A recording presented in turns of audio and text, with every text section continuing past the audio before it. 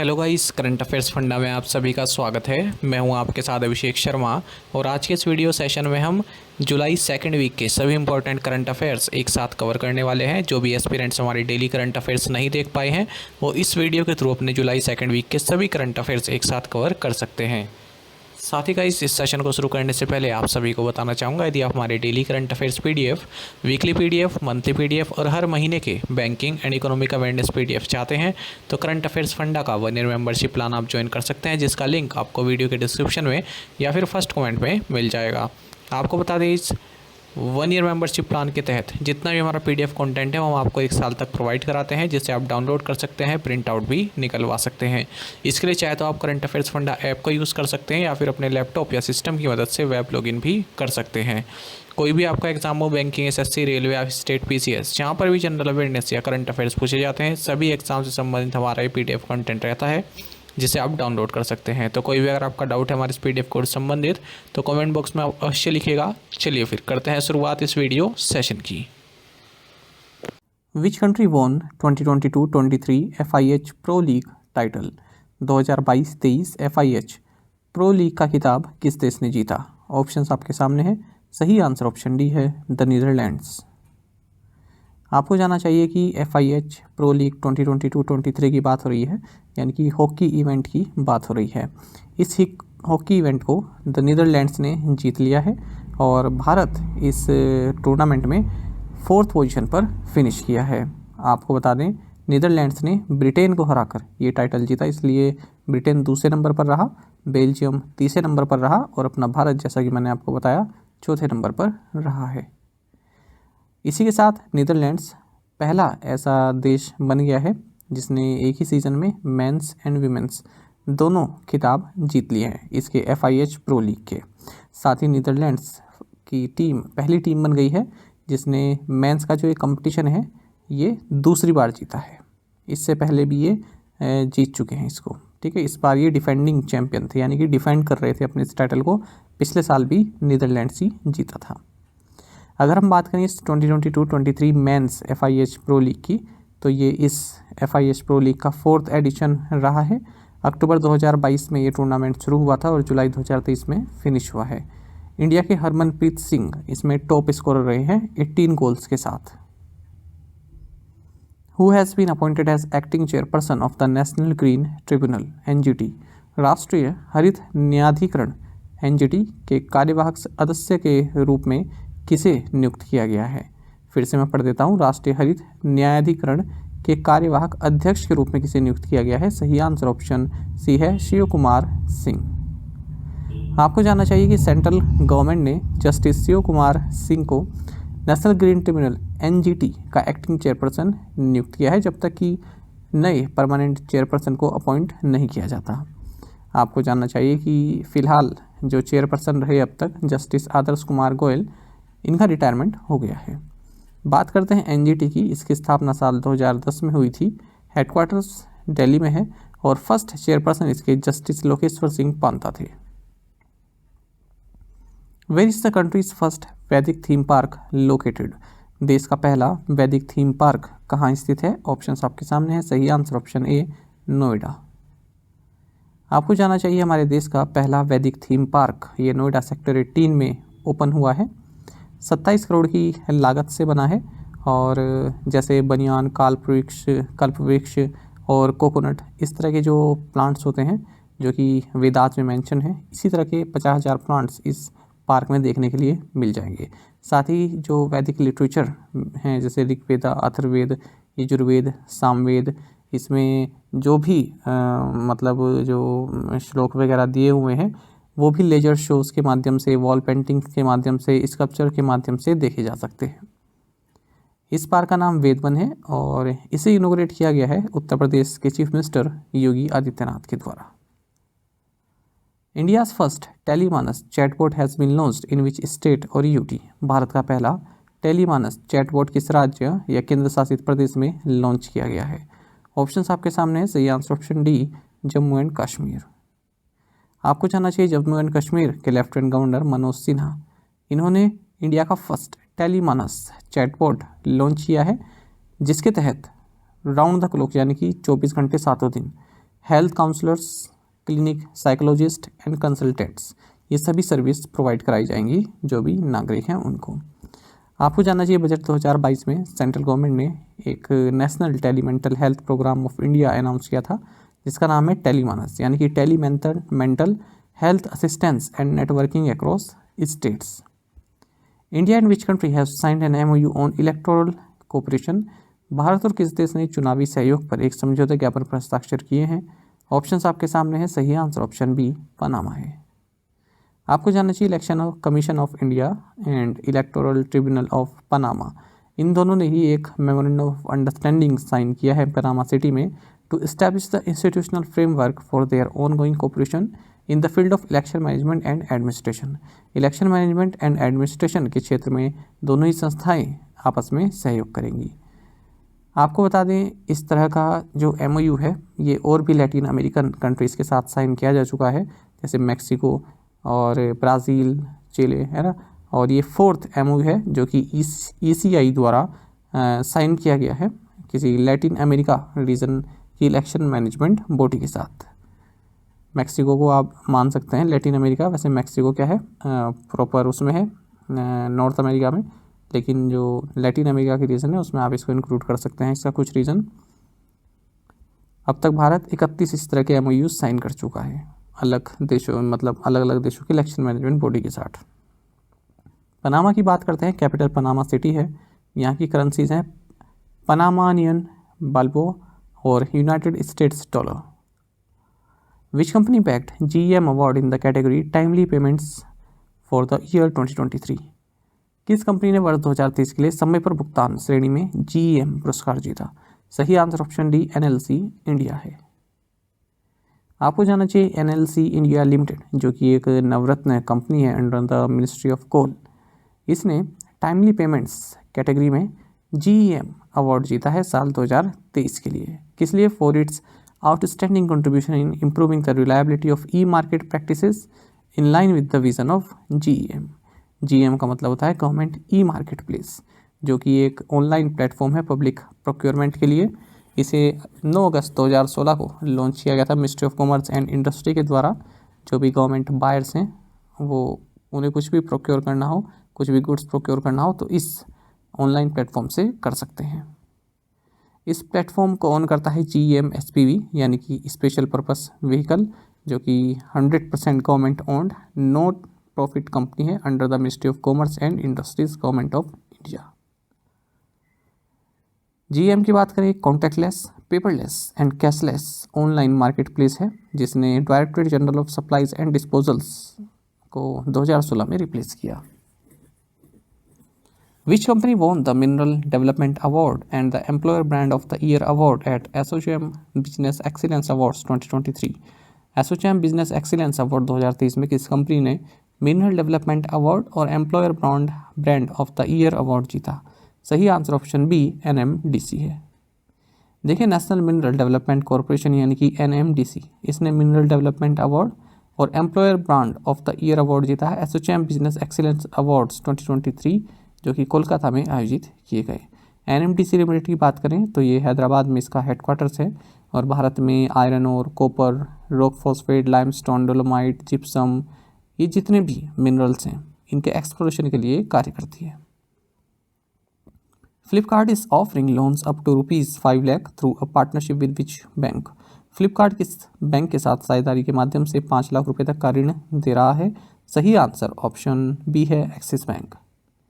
देखिए, Flipkart axis bank के साथ पार्टनरशिप में 5 लाख रुपए तक का लोन ऑफर कर रहा है और इसकी खासियत यह है कि 30 सेकंड के अंदर अप्रूवल मिल जाता है, कोई भी डॉक्यूमेंट सबमिट करने की नीड नहीं है और ये जो लैंडिंग सर्विस है ये फ्लिपकार्ट की ऐप से एक्सेसिबल है। एक्सिस बैंक की बात करते हैं, MD and CEO Amitabh Chaudhary हैं, हेडक्वार्टर्स मुंबई है, टैगलाइन है वर्दी का नाम जिंदगी। Which state has overtaken Tamil Nadu to become the state with the highest micro-lending borrowings in India as of March 2023? मार्च 2023 तक कौन सा राज्य भारत में सबसे अधिक सूक्ष्म ऋण लेने वाला राज्य बन गया है? ऑप्शंस आपके सामने है, सही आंसर ऑप्शन ए बिहार है। आपको जानना चाहिए यहाँ पर एक रिपोर्ट रिलीज़ की गई है credit information company CRIF high mark के द्वारा। इन्होंने बताया कि भारत में अब तक तमिलनाडु जिस स्थान पर था, यानी कि हाईएस्ट माइक्रो लैंडिंग बोरोइंग से माध्यम में के मामले में तमिलनाडु नंबर 1 पर था, लेकिन अब बिहार ने तमिलनाडु को पीछे छोड़ दिया है और बिहार अब स्टेट बन गया है with the highest micro lending borrowings. तो 13.5% इंक्रीज़ देखने के लिए मिला है बिहार की जो बोरोइंग्स रही हैं।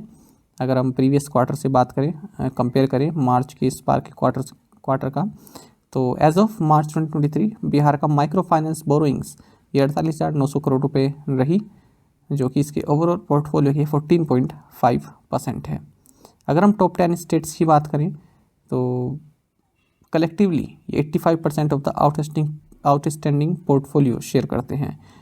पहले नंबर पर बिहार हो गया, फिर तमिलनाडु हो गया, उसके बाद आप उत्तर प्रदेश, कर्नाटक, वेस्ट बंगाल, महाराष्ट्र, मध्य प्रदेश, उड़ीसा, राजस्थान, केरल को देखते हैं। Which state has announced the launch of Mo Jungle Jami Yojana for forest dwellers? किस राज्य ने वनवासियों के लिए मऊ जंगल जामी योजना शुरू करने की घोषणा की है? ऑप्शंस आपके सामने हैं। सही आंसर ऑप्शन ए है उड़ीसा। देखिए, उड़ीसा गवर्नमेंट जल्द ही मऊ जंगल जामी योजना लॉन्च करने जा रहा है। किस लिए? To saturate recognition of rights pertaining to the forest rights acts and speed up the post rights recognition activities within the prescribed time frame. इसी स्कीम के तहत जिसे कि ST and SC development department द्वारा design किया गया है, it is design by the ST/SC development department. It has been decided to constitute forest rights cells. ठीक है, तो फॉरेस्ट राइट्स सेल्स यहाँ पर कॉन्स्टिट्यूट किए जाएंगे तहसील और डिस्ट्रिक्ट लेवल पर with human resources to ensure and assist in the effective implementation of Forest Rights Act 2006। Orissa की बात करते हैं। चीफ मिनिस्टर नवीन पटनायक है, कैपिटल भुवनेश्वर है और गवर्नर गणेशी लाल है। Which company collaborated with Atal innovation mission for the launch of ATL industry visit? ATL industry visit के launch के लिए किस कंपनी ने अटल इनोवेशन मिशन के साथ सहयोग किया है? सही answer option A Bayer. Atal innovation mission ने बेयर, जो कि जर्मन कंपनी है, इसके साथ कोलैबोरेट किया है, जिसके तहत ATL इंडस्ट्री विजिट ये लॉन्च करने वाले हैं अंडर अटल टिंकरिंग लैब्स। कहाँ पर? बेयर्स मैन्युफैक्चरिंग फैसिलिटी, जो कि वापी गुजरात में है।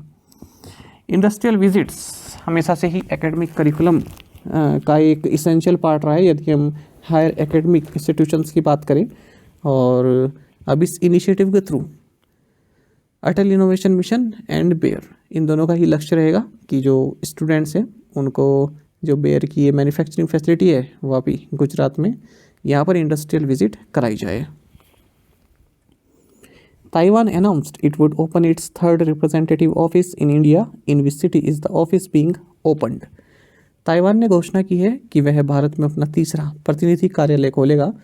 यह ऑफिस किस शहर में खोला जा रहा है? ऑप्शंस आपके सामने हैं। सही आंसर ऑप्शन ए मुंबई है।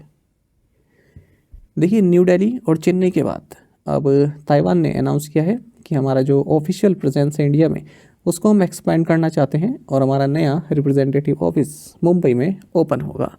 आपको बता दें, इंडिया और ताइवान के बीच में कोई भी फॉर्मल डिप्लोमेटिक टाइज नहीं है वन चाइना पॉलिसी के कारण, लेकिन दोनों ही साइट्स ने एक दूसरे देश में रिप्रेजेंटेटिव ऑफिसेस खोले हुए 1995 से ही। न्यू दिल्ली में Taipei economic and culture centre है और ताइपेई में भारत की ओर से इंडिया ताइपेई एसोसिएशन है। Which union ministry has announced a scheme for minor rape victims that will operate under the Nirbhaya fund? किस केंद्रीय मंत्रालय ने नाबालिग बलात्कार पीड़ितों के लिए एक योजना की घोषणा की जो निर्भया फंड के तहत संचालित होगी? ऑप्शंस आपके सामने हैं। सही आंसर ऑप्शन डी है ministry of women and child development. देखिए, इंडियन गवर्नमेंट ने एक स्पेशल स्कीम लॉन्च की है उन माइनर रेप विक्टिम्स को सपोर्ट करने के लिए जो प्रेग्नेंट हो चुकी हैं क्योंकि उनके साथ सेक्सुअल असॉल्ट हुआ है। ये scheme women and child development ministry द्वारा अनाउंस की गई है और निर्भया फंड के तहत इसको ऑपरेट किया जाएगा। आपको बताते एक स्कीम है मिशन वात्सल्य, मिशन कह सकते हैं मिशन वात्सल्य। ये प्रोग्राम 2021 में लॉन्च किया गया था। इसका मकसद है चाइल्ड प्रोटेक्शन एंड वेलफेयर के लिए। तो इसी मिशन के साथ ये जो स्कीम लॉन्च की गई है माइनर रेप विक्टिम्स के लिए संचालित की जाएगी।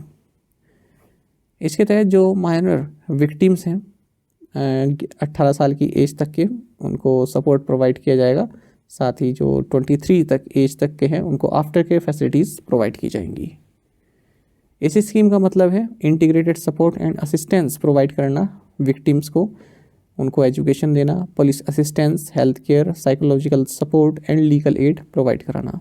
जो विक्टिम है उनको इंश्योरेंस कवरेज प्रोवाइड कराना, उसका जो न्यू बॉर्न है, ठीक है, उसका इंश्योरेंस प्रोवाइड कराना, और विक्टिम को किसी भी तरह की फर्स्ट इन्फॉर्मेशन रिपोर्ट यानी कि FIR देने की नीड नहीं होगी।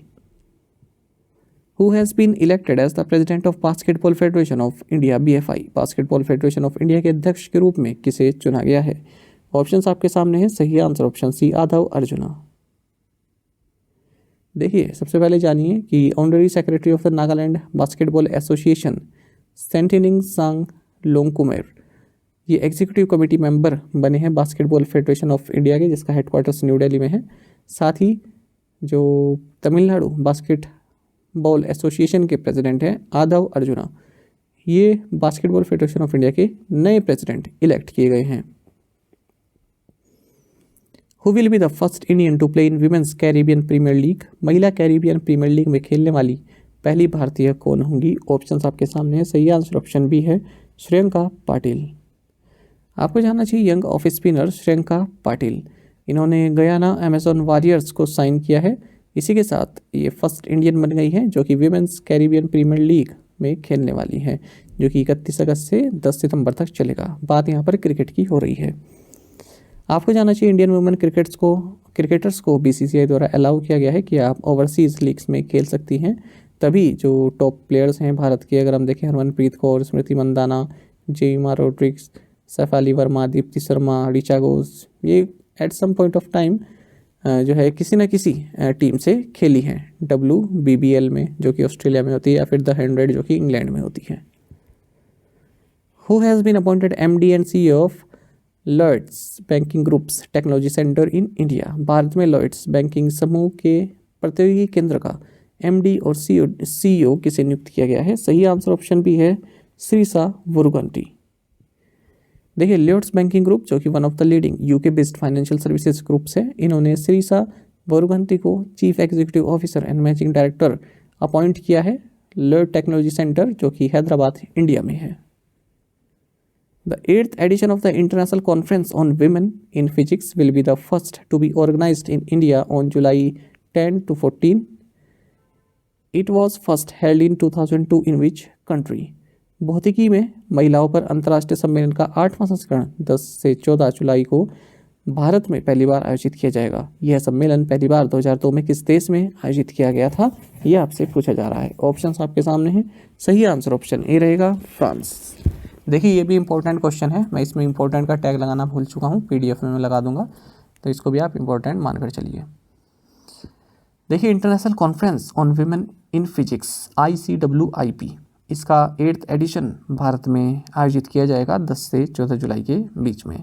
आपको बता दें जो कॉन्फ्रेंस है ये international union of pure and applied physics द्वारा ऑर्गेनाइज की जाती है। सबसे पहली बार ये फ्रांस में साल 2002 में ऑर्गेनाइज की गई थी। फिजिक्स एजुकेशन एंड रिसर्च में जो भी जेंडर इम्बैलेंस है उसको यहाँ पर एड्रेस किया जाता है। Gender in physics working group of the Indian physics association and Tata institute of fundamental research Mumbai, ये दोनों ही मिलकर इसको भारत में ऑर्गेनाइज कर रहे हैं। आपको बता दें ये कॉन्फ्रेंस वर्चुअल तरीके से की जाएगी और इसको होस्ट करेगा Homi Bhabha centre for science education Mumbai. Which company has launched online social media and social networking service threads? किस कंपनी ने ऑनलाइन सोशल मीडिया और सोशल नेटवर्किंग सेवा थ्रेड्स लॉन्च की है? ऑप्शंस आपके सामने है, सही आंसर ऑप्शन ए मेटा। आप सभी जान गए होंगे कि थ्रेड्स ये एक online social media and social networking service है जिसे American technology company Meta platforms द्वारा लॉन्च किया गया है। आपको बता दें 5 जुलाई को इसे लगभग 100 देशों में, जिसमें United states, United kingdom, Australia, New Zealand, Canada, Japan, India, Brazil है, इन सभी में लॉन्च किया गया। और लॉन्च करने के 48 घंटों के अंदर ही इसके 80 मिलियन यूज़र्स हो गए थे और ये अपने आप में एक रिकॉर्ड है। इससे पहले रिकॉर्ड जो ChatGPT है इसने हासिल किया था। आपको बता दें ये जो थ्रेड्स है ये अदर माइक्रो ब्लॉगिंग जो प्लेटफॉर्म्स है जैसे ट्विटर, मैस्टोडॉन, इन सभी की तरह कार्य करता है। आप इसमें जो है कोई भी टेक्स्ट, इमेज, वीडियोस पोस्ट कर सकते हैं, शेयर कर सकते हैं, रिप्लाई कर सकते हैं, रीपोस्ट कर सकते हैं और लाइक कर सकते हैं पोस्ट को। बाकी आपको जानना चाहिए कि थ्रेड्स जो है ये इंस्टाग्राम से ही संबंधित है, यानी कि आपके पास इंस्टाग्राम अकाउंट होना चाहिए साइन अप करने के लिए, है ना, तभी आप इसको यूज़ कर सकते हैं। इंस्टाग्राम में आपको एक ऑप्शन भी मिलता है थ्रेड्स पर आप माइग्रेट हो सकते हैं। Who has taken over as the new chairman and MD of Coal India? Coal India के नए अध्यक्ष और MD के रूप में किसने पदभार संभाला है? ऑप्शंस आपके सामने है। सही आंसर ऑप्शन ए है PM प्रसाद। जानेगा PM प्रसाद, ये कोल इंडिया लिमिटेड CIL के नए chairman and managing director appoint किए गए हैं। अपॉइंटमेंट इनकी पहली हो गई थी, लेकिन कार्यभार इन्होंने अब संभाला है जुलाई के महीने में। आपको जानना चाहिए इससे पहले इस पोजीशन को मतलब इस पोजीशन को ग्रहण करने से पहले 1 अक्टूबर 2020 से ही ये सेंट्रल कोलफील्ड्स लिमिटेड CCL के चेयरमैन कम मैनेजिंग डायरेक्टर के तौर पर सर्व कर रहे थे। आप सभी जानते हैं कोल इंडिया लिमिटेड ये एक Indian central public sector undertaking है, ministry of coal government of India के तहत आती है। इसका हेडक्वार्टर्स कोलकाता वेस्ट बंगाल में है। Who has resigned from the post of National Commission for Scheduled Tribes? राष्ट्रीय अनुसूचित जनजाति आयोग के अध्यक्ष पद से किसने इस्तीफा दे दिया है? ऑप्शंस आपके सामने है। सही आंसर ऑप्शन सी है हर्ष चौहान। आपको जाना चाहिए national commission for scheduled tribes NCST के चेयरमैन और सोशल राइट्स एक्टिविस्ट हर्ष चौहान, इन्होंने अपने पद से इस्तीफा दे दिया है और इनका जो टेन्योर है ये समाप्त होने ही वाला था। 8 मंथ्स बचे थे, लेकिन 8 मंथ्स पहले ही इन्होंने रिज़ाइन कर दिया है। आपको जानना चाहिए फरवरी 2021 में इनको चेयरमैन अपॉइंट किया गया था 3 साल के लिए। इसी के साथ अब national commission for scheduled tribes में केवल एक ही मेंबर बचे हैं, इनका नाम है अनंत नायक। आप सभी को जानना चाहिए 19 फरवरी 2004 को जब 89th amendment of the constitution effective हुआ, जब लागू हुआ, तब national commission for scheduled tribes की स्थापना की गई आर्टिकल 338A के तहत। आपको बता दें सबसे पहले साल 2004 में इसको गठित किया गया और इसके फर्स्ट चेयरपर्सन रहे कुंवर सिंह। अगर हम इसी कंपोजिशन की बात करें तो इसमें एक चेयरपर्सन होते हैं, एक वाइस चेयरपर्सन होते हैं और 3 फुल टाइम मेंबर्स होते हैं, जिनमें कि एक फीमेल मेंबर भी होती हैं और इन सभी का जो टेन्योर है वो 3 साल का होता है। Who has been appointed as the chairman of the National Consumer Disputes Redressal Commission? राष्ट्रीय उपभोक्ता विवाद निवारण आयोग का अध्यक्ष किसे नियुक्त किया गया है? ऑप्शंस आपके सामने है। सही आंसर ऑप्शन ए है AP shahi. Appointments committee of the cabinet ने जस्टिस AP शाही को national consumer disputes redressal commission NCDRC का प्रेसिडेंट नियुक्त किया है 4 साल के पीरियड के लिए या फिर 70 साल की एज तक के लिए, जो भी इन दोनों में से पहले आएगा। इसी के साथ ही अपॉइंटमेंट्स कमेटी ने 3 मेंबर्स की अपॉइंटमेंट और अप्रूव की है इसी NCDRC में। ये न्यूली अपॉइंटेड मेंबर्स हैं भरत कुमार पांड्या, डॉक्टर साधना संकर और एयर वाइस मार्शल जोनालगद्दा राजेंद्र, जो कि एक रिटायर्ड ऑफिसर हैं। प्रीवियसली एयरफोर्स में ये जज एडवोकेट जनरल के तौर पर कार्य कर चुके हैं। इन सभी की नियुक्ति भी 4 साल या फिर 67 की एज तक के लिए हुई है।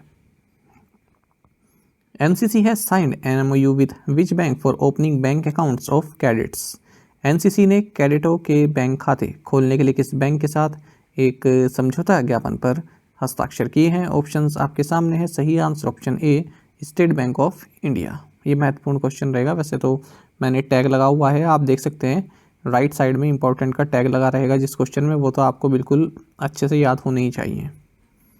देखिए, रक्षा मंत्री राजनाथ सिंह ने हाल ही में न्यू दिल्ली में NCC इंटीग्रेटेड सॉफ्टवेयर को लॉन्च किया है और ये जो NCC इंटीग्रेटेड सॉफ्टवेयर है इसको Bhaskaracharya institute for space applications and geo informatics के साथ मिलकर बनाया गया है।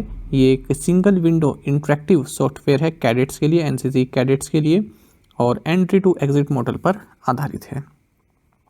इसका मतलब क्या है एंट्री टू एग्जिट मॉडल? यानी कि जो NCC कैडेट है जब वो NCC में शामिल हुए तब से लेकर और जब उन्होंने एग्ज़िट किया, यानी कि जब एलुमनी बन गए, तब तक का जितना भी इनका पूरा सफ़र रहने वाला है, सब कुछ इस सॉफ्टवेयर की सहायता से जो है जितना भी प्रोसेस है वो सब इस सॉफ्टवेयर की सहायता से पूरा किया जाएगा। ठीक है, कोई भी सर्टिफिकेट इशू करना है या फिर कोई भी डेटाबेस यहाँ पर चाहिए एनसीसी कैडेट्स का, सब इसके थ्रू होगा, एनसीसी इंटीग्रेटेड सॉफ्टवेयर के थ्रू।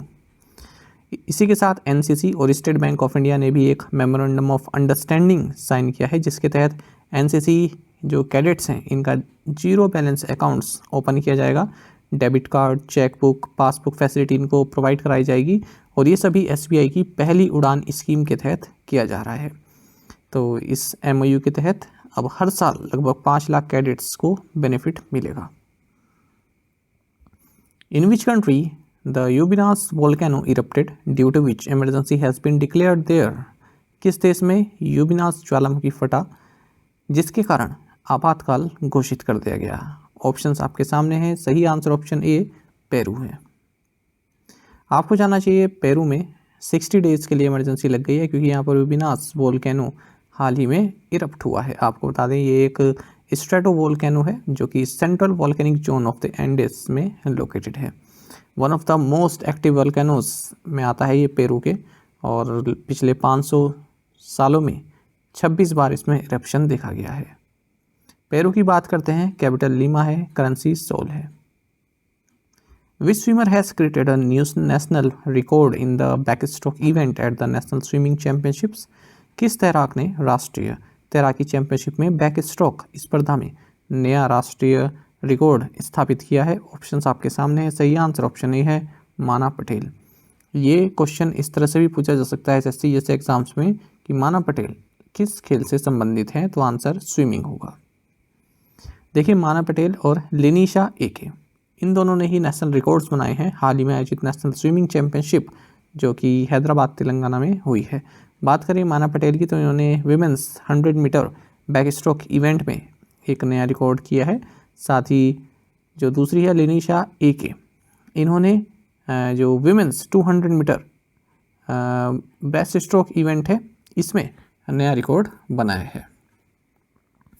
इंडिया के स्विमर आर्यन नेहरा, इन्होंने गोल्ड मेडल जीता है 800 मीटर फ्री स्टाइल इवेंट में। मेंस का इवेंट रहा इसी नेशनल स्विमिंग चैंपियनशिप में।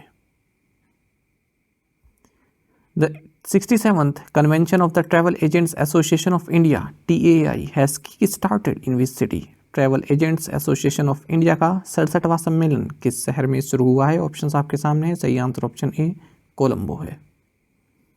देखिए, 67th convention of the travel agents association of India TAAI, इसकी शुरुआत हो गई है कोलंबो, श्रीलंका में। इसका मकसद है भारत और श्रीलंका के बीच बायलैटरल रिलेशंस को और मजबूत करना, साथ ही श्रीलंका में भारत की ओर से जो टूरिज्म चाहता है उसको प्रमोट करना। आपको बता दें इस इवेंट का थीम रहा ट्रांसेंडिंग बॉर्डर्स ट्रांसफॉर्मिंग लाइव्स। आपको बता दें श्रीलंका में जो टूरिज्म है उसकी बैकबोन है जो भारतीय ट्रैवलर हैं ये लोग। According to the World Bank and WTO report, what percentage of global commercial services exports does India account for in 2022?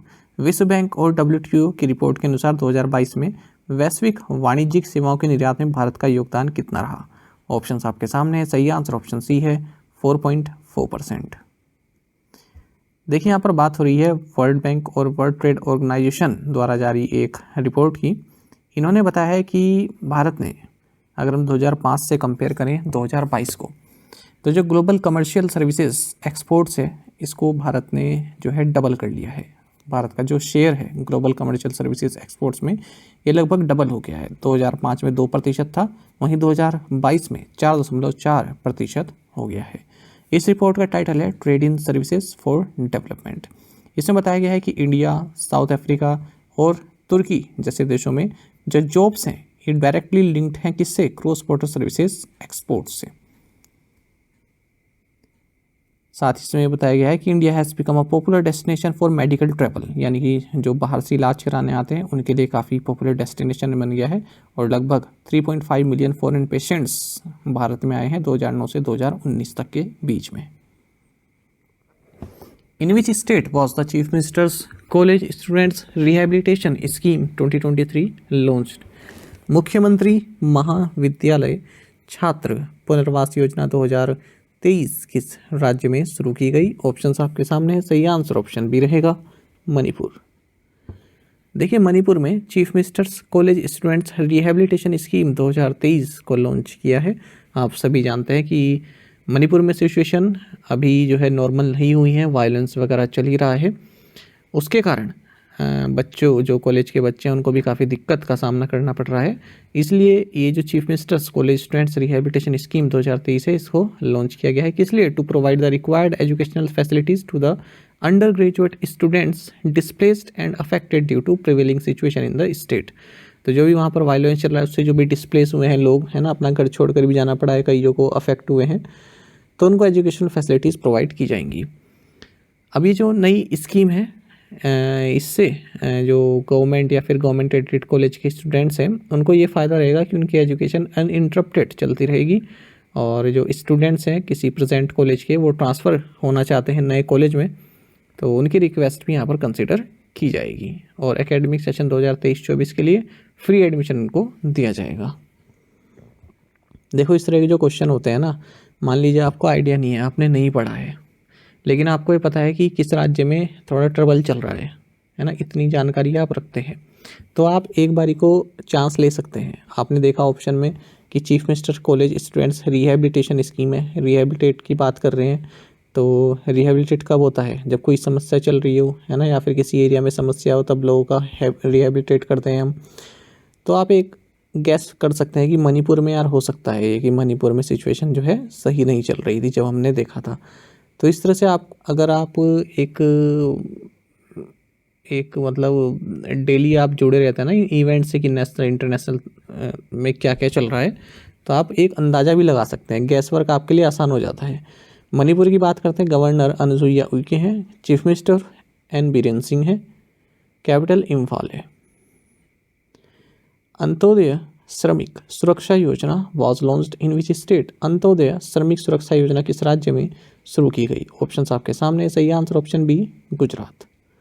देखिए, union minister of state for communication Devu Singh Chauhan and Gujarat chief minister Bhupendra Patel, इन्होंने pilot basis पर गुजरात के Kheda district के नाडियाड में एक scheme launch की है जिसका नाम है अंत्योदय श्रमिक सुरक्षा योजना। तो पायलट बेसिस पर यूज़ की गई है। इसका मतलब क्या है? पहले ट्रायल करके देख रहे हैं कि स्कीम सही चलती है या नहीं चलती है, क्या क्या इसमें सुधार करने की गुंजाइश है। ये स्कीम लॉन्च की गई है department of post and Indian postal payments bank के द्वारा, और इसका मकसद है जो श्रम योगीज हैं उनको फाइनेंशियल स्टेबिलिटी प्रोवाइड कराना। उनको एक्सीडेंट इंश्योरेंस दिया जा रहा है 10 लाख रुपीज़ तक का। तो ये स्कीम जो है 1.6 लाख पोस्ट ऑफिसेज के थ्रू अवेलेबल रहेगी देश भर में। अभी पायलट बेसिस पर लॉन्च की गई है।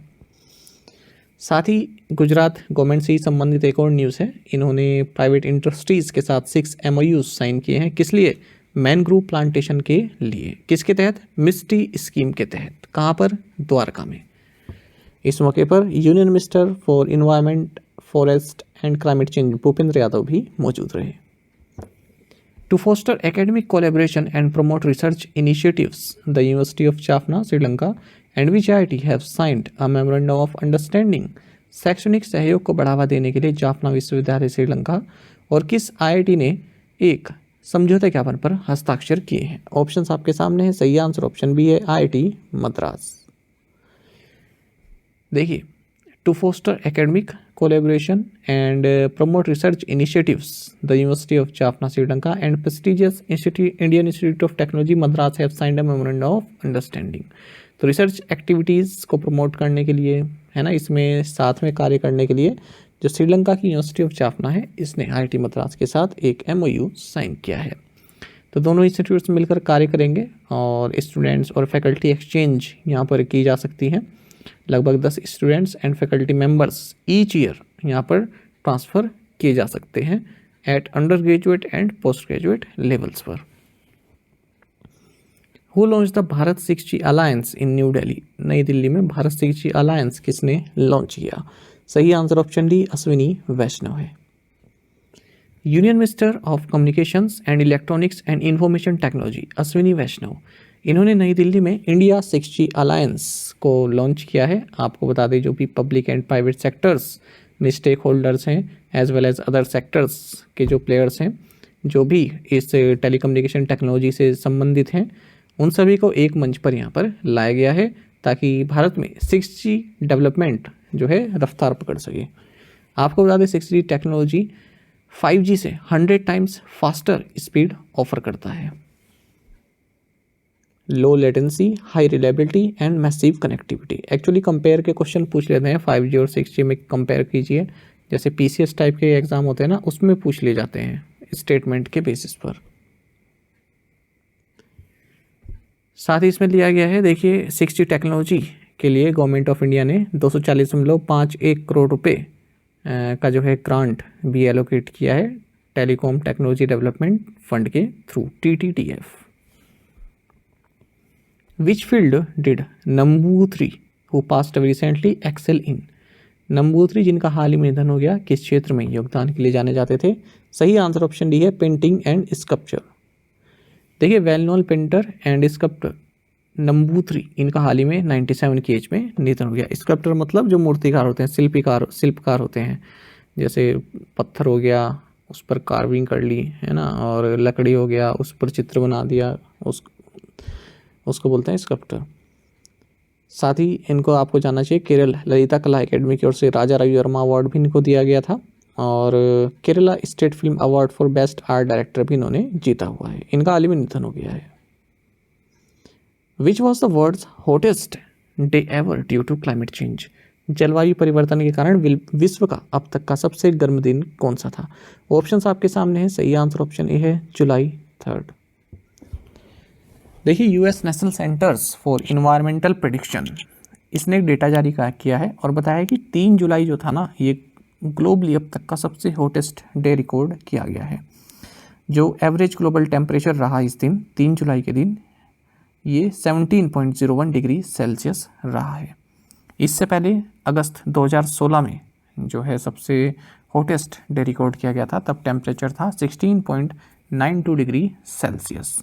इसमें बताया गया है this has been attributed to the El Nino weather pattern. El Nino weather pattern जो है इसका एक कारण है। अब आप ये चीज़ देखिएगा, यहाँ पर लिखा है this has been attributed to the El Nino weather pattern. अब देखिए जब आप इंग्लिश पढ़ते हैं ना, तो इंग्लिश न्यूज़ पढ़ते हैं तो जीके तो आपका बढ़ ही रहा है, साथ साथ आप उसमें अपनी इंग्लिश भी सुधारने की कोशिश किया कीजिए, सेंटेंस किस तरह से बन रहा है। अब आप में से कितने लोग जानते हैं कि एट्रीब्यूट का क्या मतलब होता है और कैसे इसको हम यूज़ करते हैं?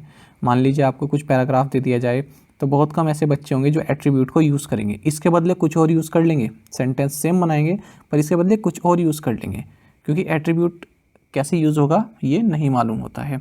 और ये आपके एग्ज़ाम में भी जो है आ जाता है, भरने के लिए आ जाता है फिल इन द ब्लैंक्स में कि क्या यहाँ पर आएगा, SSC ऐसे एग्ज़ाम्स में आ जाता है।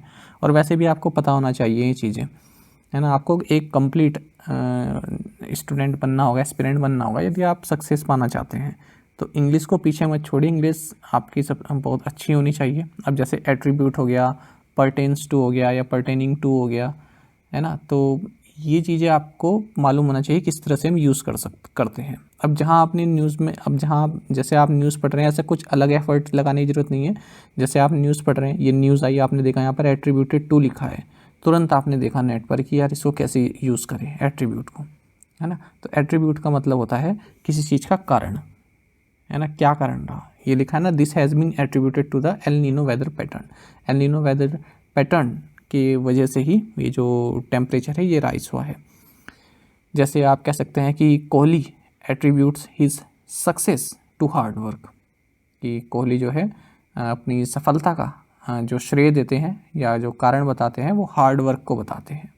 इस तरह से आप कह सकते हैं, अगर हम इसको वर्ब के तौर पर यूज़ करें। नाउन के तौर पर भी यूज़ कर सकते हैं आप इसको, एट्रीब्यूट को। क्वालिटी हो जाएगा इसका मतलब, क्वालिटी या गुण। ऐसे ही पर्टेन होता है, पर्टेन्स टू, है ना। कंसर्न होता है, उसका मतलब सिनोनिम से अगर आप देखेंगे तो और आपको आसान लगेगा। एल नीनो क्या है? ये क्लाइमेट पैटर्न है। तो ईस्टर्न पैसिफिक ओशन का जो सरफेस वाटर है उसको जो वार्म हो जाता है, वो जो घटना होती है उसको एल नीनो बोलते हैं। काफ़ी चर्चा में रहता है। यदि आप किसी वैसे एग्ज़ाम की तैयारी कर रहे हैं, स्टेट PCS या फिर अपना स्टेट के जो वनडे एग्ज़ाम होते हैं या अच्छे एग्ज़ाम जैसे होते हैं समीक्षा अधिकारी, इस तरह के, तो एल नीनो के बारे में आप डीपली पढ़िएगा अच्छे से। और ये जो मैंने इंग्लिश वाली बात बताई इसको ध्यान में रखिएगा। कभी भी सेंटेंस में कोई आपको वर्ड मिले, कोई आपको इस तरह का शब्द मिले, उसको कैसे यूज़ करना है ये आप साथ के साथ देख लें, अब ये एट्रीब्यूट अगर आप अभी देख लेंगे करंट अफेयर पूरा होने के बाद, एट्रीब्यूट और पर्टेन को कैसे यूज़ करते हैं आपको पूरी ज़िंदगी भर याद रहेगा।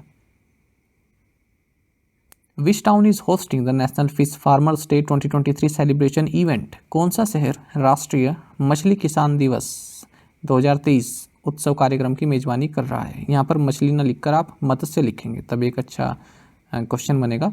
कौन सा शहर राष्ट्रीय मत्स्य किसान दिवस 2023 उत्सव कार्यक्रम की मेजबानी कर रहा है इस बार? सही आंसर ऑप्शन सी है, महाबलीपुरम। तो ये भी एक महत्वपूर्ण क्वेश्चन रहेगा। इस बार जो नेशनल फिश फार्मर्स डे है उसका जो मेन इवेंट है ये महाबलीपुरम में हो रहा है। चलिए न्यूज़ देखते हैं शुरुआत से। National fish farmers day NFFD ये 10 जुलाई को हर साल सेलिब्रेट किया जाता है और इस बार इस मौके पर महाबलीपुरम तमिलनाडु में 10 और 11 जुलाई को department of fisheries animal husbandry and dairying government of India ये summer meet 2023 and startup conclave इनको ऑर्गेनाइज कर रहे हैं। आपको जानना चाहिए अब हम नेशनल फिश फार्मर्स डे भी मनाते हैं क्योंकि इस दिन 10 जुलाई 1957 को प्रोफेसर डॉक्टर हीरालाल चौधरी और इनके कलीग डॉक्टर अली कुन्ही इन्होंने जो है सक्सेसफुली जो मेजर कार्प्स हैं, कार्प्स मतलब जो फ्रेश वाटर फिश होती हैं, तो इनकी ब्रीडिंग की थी भारत में। कहाँ पर? अंगुल उड़ीसा में पहली बार कंट्री में ऐसा हुआ था। अब बात करते हैं थोड़ा इसके बैकग्राउंड के बारे में, कौन सी योजना है इससे संबंधित। तो 2020 में प्राइम मिनिस्टर नरेंद्र मोदी ने प्रधानमंत्री मत्स्य संपदा योजना की शुरुआत की थी ओवरऑल फिशरीज सेक्टर को बूस्टअप करने के लिए, और इन्वेस्टमेंट भी यहाँ पर लगाई है 20,050 करोड़ रुपये 5 साल के लिए। अब इस बार के बजट में 2023-24 के बजट में फाइनेंस मिनिस्टर ने एक सब स्कीम लॉन्च की है इसी प्रधानमंत्री मत्स्य संपदा योजना के तहत और इन्वेस्टमेंट रखी गई है 6,000 करोड़ रुपए की। बाकी आपको जानना चाहिए जो प्रधानमंत्री मत्स्य संपदा योजना है इसका मकसद क्या है? 2024-25 तक जो फिश प्रोडक्शन है उसको 22 MMT तक बढ़ा देना। ठीक है, और इंडिया आपको जानना चाहिए कि 3rd largest fish producing country है भारत में, ग्लोबल फिश प्रोडक्शन का 8% कंट्रीब्यूट करती है। वहीं एक्वाकल्चर प्रोडक्शन में भारत दूसरे नंबर पर है। ये लाइन आपके लिए महत्वपूर्ण रहेगी, नोट कर लीजिएगा। When is the world population day celebrated? विश्व जनसंख्या दिवस कब मनाया जाता है? ऑप्शंस आपके सामने है। सही आंसर ऑप्शन सी है, जुलाई 11। आपको जानना चाहिए कि वर्ल्ड पॉपुलेशन डे ये हर साल 11 जुलाई को ऑब्जर्व किया जाता है ताकि लोगों में जो पॉपुलेशन अवेयरनेस है उसको और फैलाया जा सके।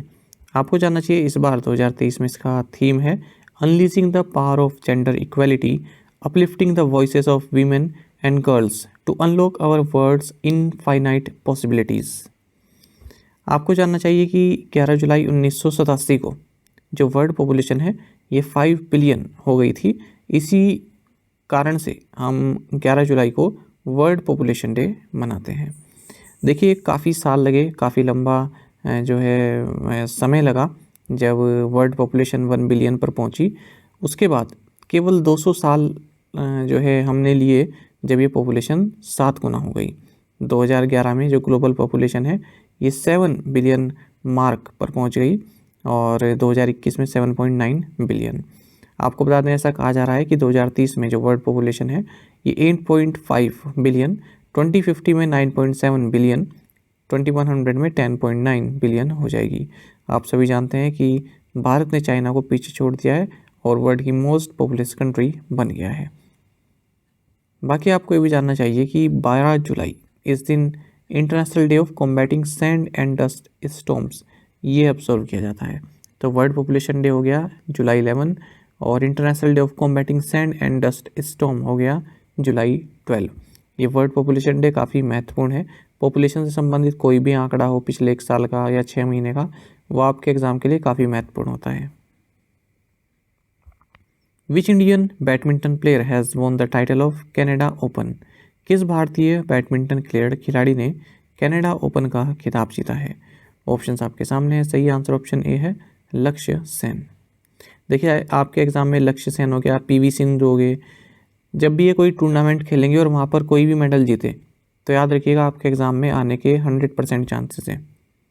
ठीक है, क्योंकि ये लोग ऐसा मुकाम अचीव कर चुके हैं, जैसे नीरज चोपड़ा है, तो कुछ ऐसे प्लेयर हैं जो कुछ अगर वो जीतेंगे तो पक्का है कि किसी ना किसी एग्ज़ाम में पूछा जाएगा। खैर क्वेश्चन पर आते हैं। तो कनाडा ओपन 2023 बैडमिंटन की बात चल रही है। यहाँ पर मेंस सिंगल्स टाइटल ये इंडियन बैडमिंटन प्लेयर लक्ष्य सेन ने जीता है। इन्होंने चाइना के ली सी फेंग को फाइनल में हराया है। आपको बता दें ये लक्ष्य सेन का दूसरा BWF वर्ल्ड टूर टाइटल है। इससे पहले ये 2022 में इंडियन ओपन जीत चुके हैं। और रिजल्ट्स की बात करते हैं और जो इवेंट्स इसमें हुए। विमेन सिंगल्स टाइटल जापान की अकाने यामागुची ने जीता है, नाम याद रखिएगा, ये भी काफ़ी टूर्नामेंट जीतती हैं बैडमिंटन के। और इन्होंने हराया है थाईलैंड की रैटसोनक इंतनोन को। तो जो मेन सिंगल्स और वुमेन सिंगल्स के जो टाइटल होते हैं उन्होंने किसे हराकर ये जीता, ये भी आपके लिए महत्वपूर्ण हो जाता है। इसलिए मैंने आपके मेंस एंड वीमेन सिंगल्स दोनों में बता दिया है कि इन्होंने किसे हराकर जीता है। मेंस डबल्स की बात करें तो ये डेनमार्क के किम एस्ट्रुप और एंडर्स स्कारुप रास्मुसेन ने जीता है। विमेंस डबल्स ये जापान की नामी मत्सुयामा और चिहारू सीदा ने जीता।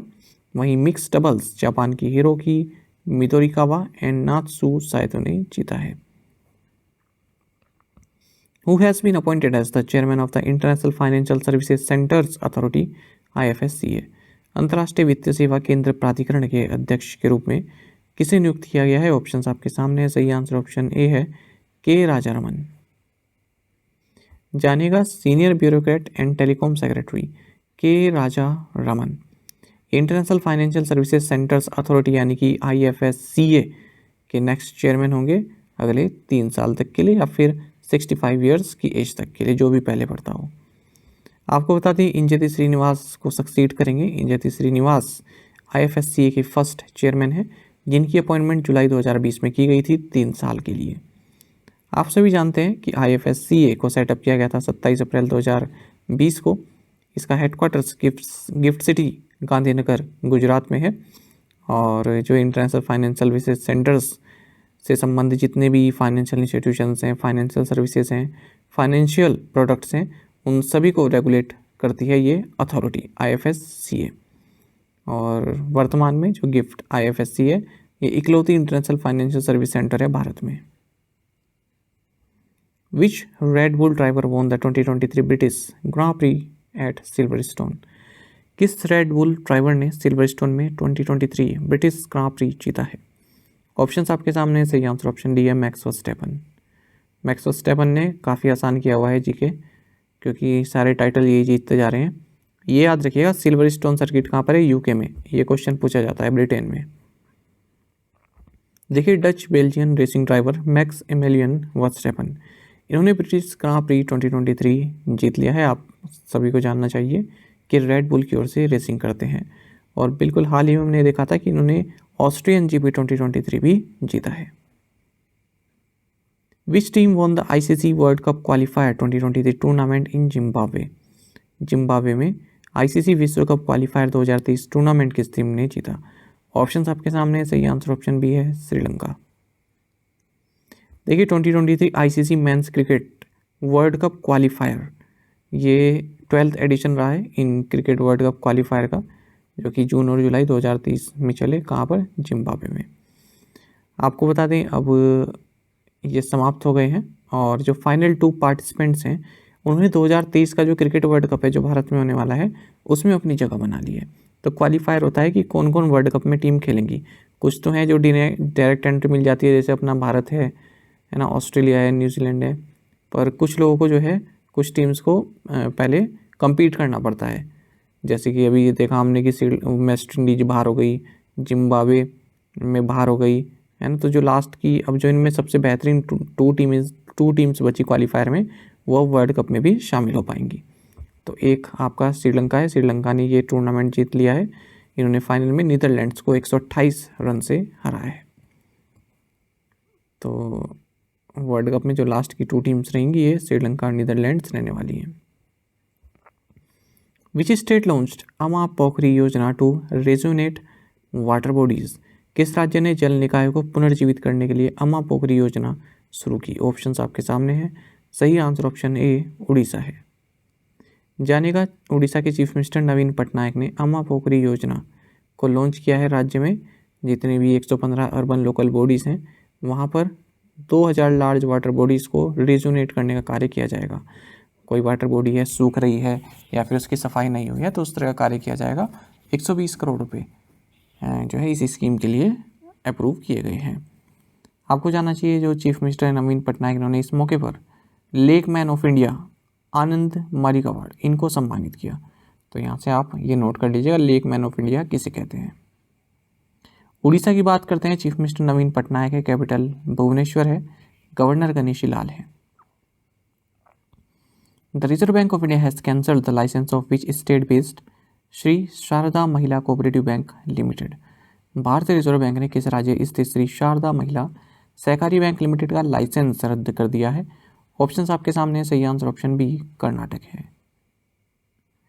देखिए रिजर्व बैंक ऑफ इंडिया ने Shri Sharada Mahila cooperative bank limited Tumkur Karnataka इसका लाइसेंस रद्द कर दिया है। 11 जुलाई 2023 से जो इनका लाइसेंस है वो अब रद्द हो चुका है। जो रजिस्ट्रार ऑफ कोऑपरेटिव सोसाइटीज़ है कर्नाटक में इनको भी रिक्वेस्ट किया गया है कि आप इस बैंक ऑफ इंडिया का जो ऑर्डर है उसको इशू कीजिए और जो भी पैसा देना है जो लोग हैं, ठीक है, फिर हम उसकी कार्रवाई शुरू करते हैं। रिजर्व बैंक ऑफ इंडिया ने हाल ही में हरिहरेश्वर सहकारी बैंक लिमिटेड 22/17 इसका भी लाइसेंस रद्द कर दिया है। Who has become the first Indian to win gold in recurve category of the youth world archery championships. युवा विश्व तीरंदाजी चैंपियनशिप के रिकर्व वर्ग में स्वर्ण जीतने वाले पहले भारतीय कौन बन गए हैं। सही आंसर ऑप्शन सी है पार्थ सालुके। देखिए पार्थ सालुके ये फर्स्ट मेल आर्चर बन गए हैं जिन्होंने गोल्ड मेडल जीता है रिकर्व कैटेगरी में। कहाँ पर? Youth world championships. और इस चैंपियनशिप में भारत ने अब तक के सबसे ज़्यादा मेडल जीते हैं 11 मेडल। महाराष्ट्र से ये आते हैं और इन्होंने कहाँ पर खेला ये टूर्नामेंट? कहाँ पर हुआ? लिमेरिक आयरलैंड में। अच्छा ये रिकर्व टर्म याद रखिएगा, ठीक है। इस रिकर्व ये एक बार आपके बैंक एग्जाम में पूछा गया था, शायद पिछली बार या फिर पिछले से पिछली बार, कि रिकर्व जो है किस स्पोर्ट से संबंधित है, ये पूछा गया था।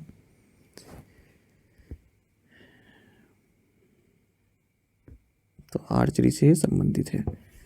Eight which airport in India the country's first elevated cross taxiway service has been started. Bharat के किस हवाई अड्डे पर देश की पहली एलिवेटेड क्रॉस टैक्सीवे सेवा शुरू की गई है। ऑप्शंस आपके सामने है, सही आंसर ऑप्शन डी है इंदिरा गांधी इंटरनेशनल एयरपोर्ट। देखिए 2.1 किलोमीटर लंबा dual lane elevated cross taxiway इनोग्रेट किया गया है दिल्ली के इंदिरा गांधी इंटरनेशनल एयरपोर्ट पर। किसके द्वारा? Union civil aviation minister Jyotiraditya Scindia के द्वारा। अब आपको बता दें जो dual lane elevated cross taxiway है ये जो एयरक्राफ्ट के लिए जो टैक्सिंग डिस्टेंस है उसको रिड्यूस करेगा, एयरक्राफ्ट एमिशन को रिड्यूस करेगा और जो नेचुरल रिसोर्स जैसे कि ATF इनको जो है सेव जो है करने में मदद करेगा। साथ ही जो ऑपरेशनल एफिशिएंसी वो भी बढ़ जाएगी। बाकी आपको जानना चाहिए जो IGI है इंदिरा गांधी इंटरनेशनल एयरपोर्ट, इसको ऑपरेट करता है दिल्ली इंटरनेशनल एयरपोर्ट लिमिटेड, जो कि एक कंसोर्डियम है GMR एयरपोर्ट्स इंफ्रास्ट्रक्चर लिमिटेड का। कई लोगों के शेयर हैं इसमें दिल्ली इंटरनेशनल एयरपोर्ट में, जैसे GMR के सबसे ज़्यादा हैं, एयरपोर्ट्स अथॉरिटी ऑफ इंडिया के हैं और मलेशियन एयरलाइन के भी हैं।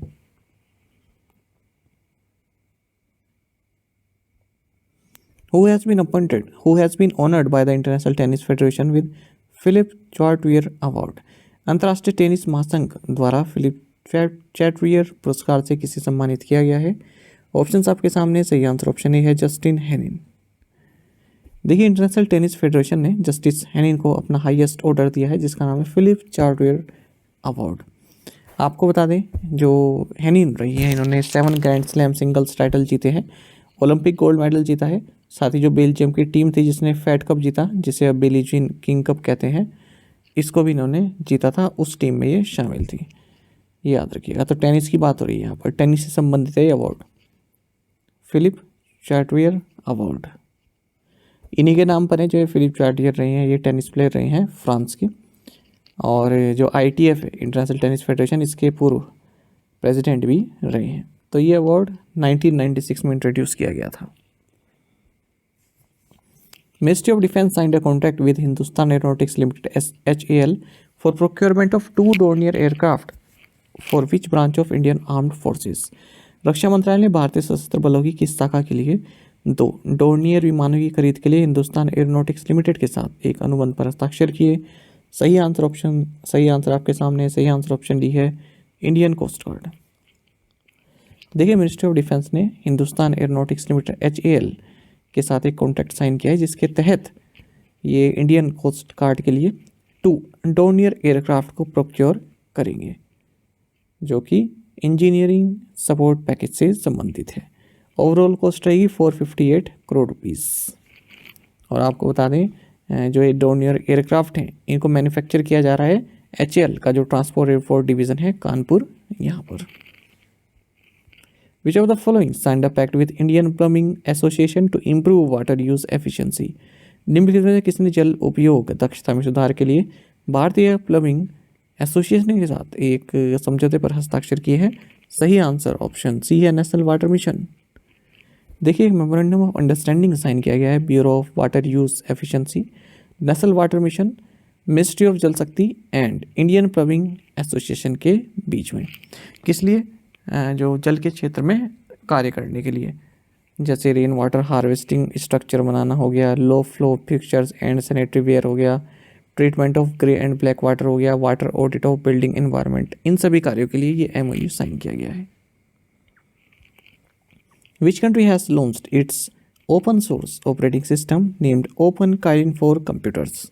किस देश ने कंप्यूटर के लिए ओपन काइलिन नाम से अपना open source operating system launch किया है? सही आंसर ऑप्शन ए, चाइना है। देखिए, चाइना ने अपने द्वारा निर्मित ओपन सोर्स ऑपरेटिंग सिस्टम बनाया है कंप्यूटर्स के लिए, क्योंकि ये अपना जो डिपेंडेंस है वो जो यूरोपियन कंट्रीज़ हैं या फिर अमेरिका है, इसके जो प्रोडक्ट्स हैं उन पर जो है कम करना चाहता है। आपको बता दें, इस सिस्टम का नाम है ओपन काइलिन। तो जो विंडोज़ है या फिर मैक ऑपरेटिंग सिस्टम है, इनका एक राइवल आप कह सकते हैं, एक चीर प्रतिद्वंदी कह सकते हैं कि बनाया है चाइना ने। इसका नाम है ओपन काइलिन। तो ओपन सोर्स ऑपरेटिंग सिस्टम है, जैसे विंडोज़ है आपका, मैक OS है। Which space startup has signed an MOU with New Space India limited to explore opportunities in space technology? अंतरिक्ष प्रौद्योगिकी में अवसर तलाशने के लिए किस अंतरिक्ष स्टार्टअप ने न्यू स्पेस इंडिया लिमिटेड के साथ एक समझौते ज्ञापन पर हस्ताक्षर किए? सही आंसर ऑप्शन सी है, वॉयगर स्पेस। देखिए, वॉयगर स्पेस जो कि स्पेस एक्सप्लोरेशन के मामले एक ग्लोबल लीडर है, इसने मेमोरेंडम ऑफ अंडरस्टैंडिंग साइन किया है new Space India limited NSIL के साथ, जो कि इसरो की कमर्शियल आर्म है। तो किस लिए साइन किया है? To foster collaboration in spacecraft launch and deployment opportunities on board NSIL's small satellite launch vehicles and polar satellite launch vehicles. आपको बता दें, इस MOU के तहत जो वॉयेजर स्पेस है और NSIL ये मिलकर जो स्मॉल सैटेलाइट्स हैं उनको लॉन्च करने से संबंधित जो भी कार्य है उसको साथ में मिलकर करेंगे। Visitors conference 2023 held at which place? Visitors conference 2023 किस स्थान पर हुआ? ऑप्शंस आपके सामने। सही आंसर ऑप्शन सी है, राष्ट्रपति भवन। देखिए, president of India Shrimati Droupadi Murmu, इन्होंने विजिटर्स कॉन्फ्रेंस 2023 को इनॉग्रेट किया है राष्ट्रपति भवन में। आपको बता दें, जो प्रेसिडेंट द्रौपदी मुर्मू हैं, ये 162 central institutions of high learning इनकी विजिटर हैं। आपको जानना चाहिए, इस कॉन्फ्रेंस का थीम रहा education for sustainable development, building a better world. इस मौके पर इन्होंने कई अवार्ड्स भी दिए, जैसे विजिटर्स अवार्ड फॉर इनोवेशन, ये प्रोफेसर वेंकटेश सिंह को दिया गया। Visitors award for research in physical sciences, ये प्रोफेसर सुरजीत धारा को दिया गया। और प्रोफेसर मोहम्मद लतीफ़ खान, इनको visitors award for research in biological sciences दिया गया है। और visitor awards for technology development, ये दिया गया प्रोफेसर KC जेम्स राजू को। In the education ministries annual performance grading index PGI, which were the two top performing states और UTs? शिक्षा मंत्रालय के वार्षिक प्रदर्शन ग्रेडिंग इंडेक्स में सीट्स प्रदर्शन करने वाले 2 राज्य या केंद्र शासित प्रदेश कौन से हैं? ऑप्शंस आपके सामने है। सही आंसर ऑप्शन डी है, Punjab, Chandigarh. Most important question है, याद रखिएगा। और यहाँ से क्वेश्चन बिल्कुल पूछा जाएगा, चाहे आप स्टेट लेवल का एग्ज़ाम दे रहे हो, चाहे फिर आप ऑल इंडिया लेवल का एग्ज़ाम दे रहे हो। ये यहाँ से एग्ज़ाम में क्वेश्चन आपका पूछा जाएगा। मैं आपको बताऊँगा कौन कौन से तरीके हैं इसको याद करने के, इस इंडेक्स में क्या क्या है जो आपके लिए महत्वपूर्ण है।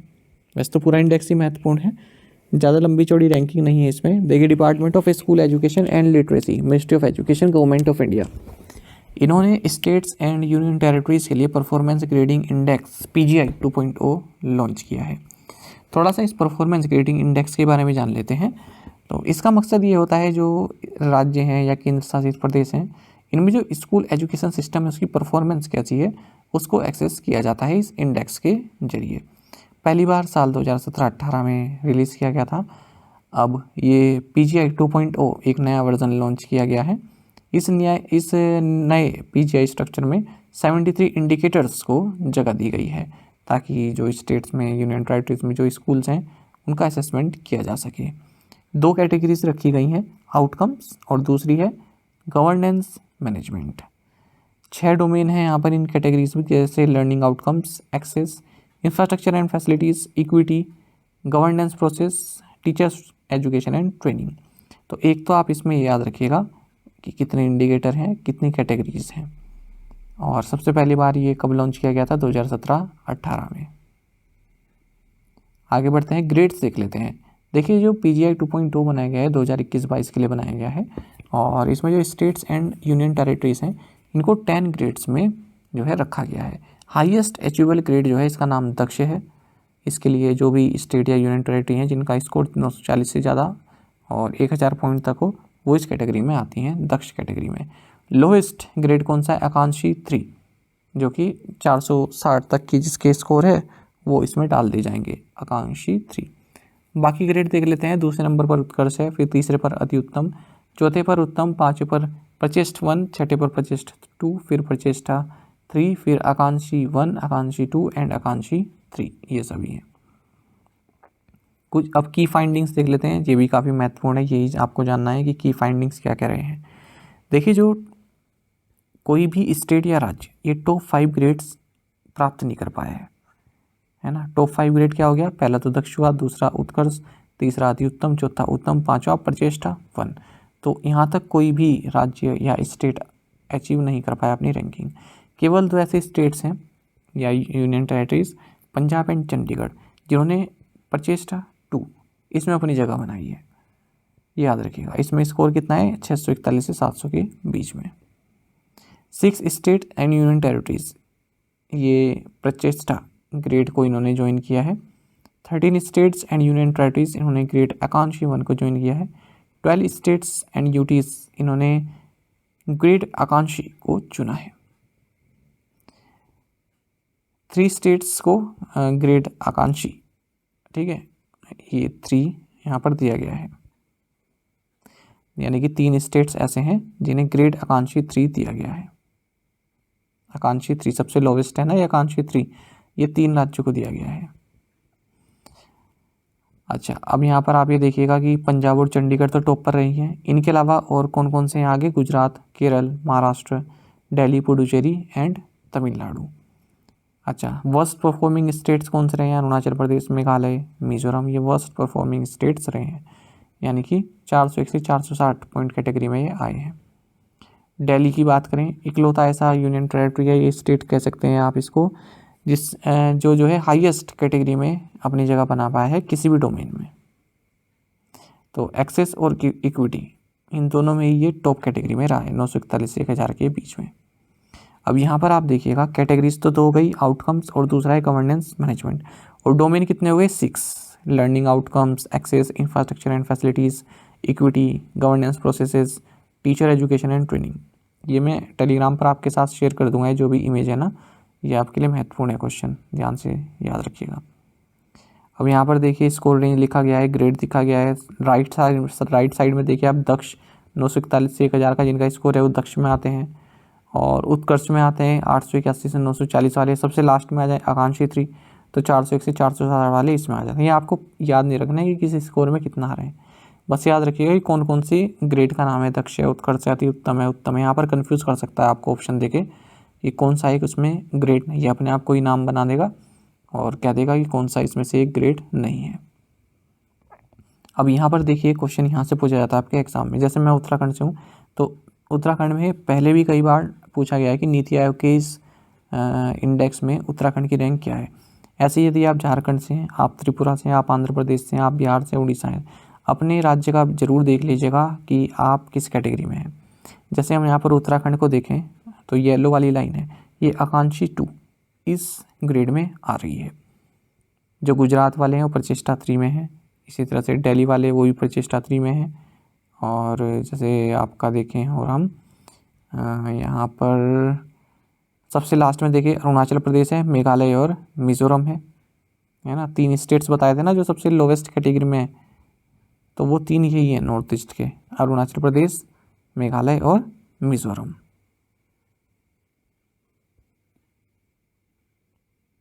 आई होप आपको ये इंडेक्स जो है काफ़ी अच्छे से समझ में आ गया होगा।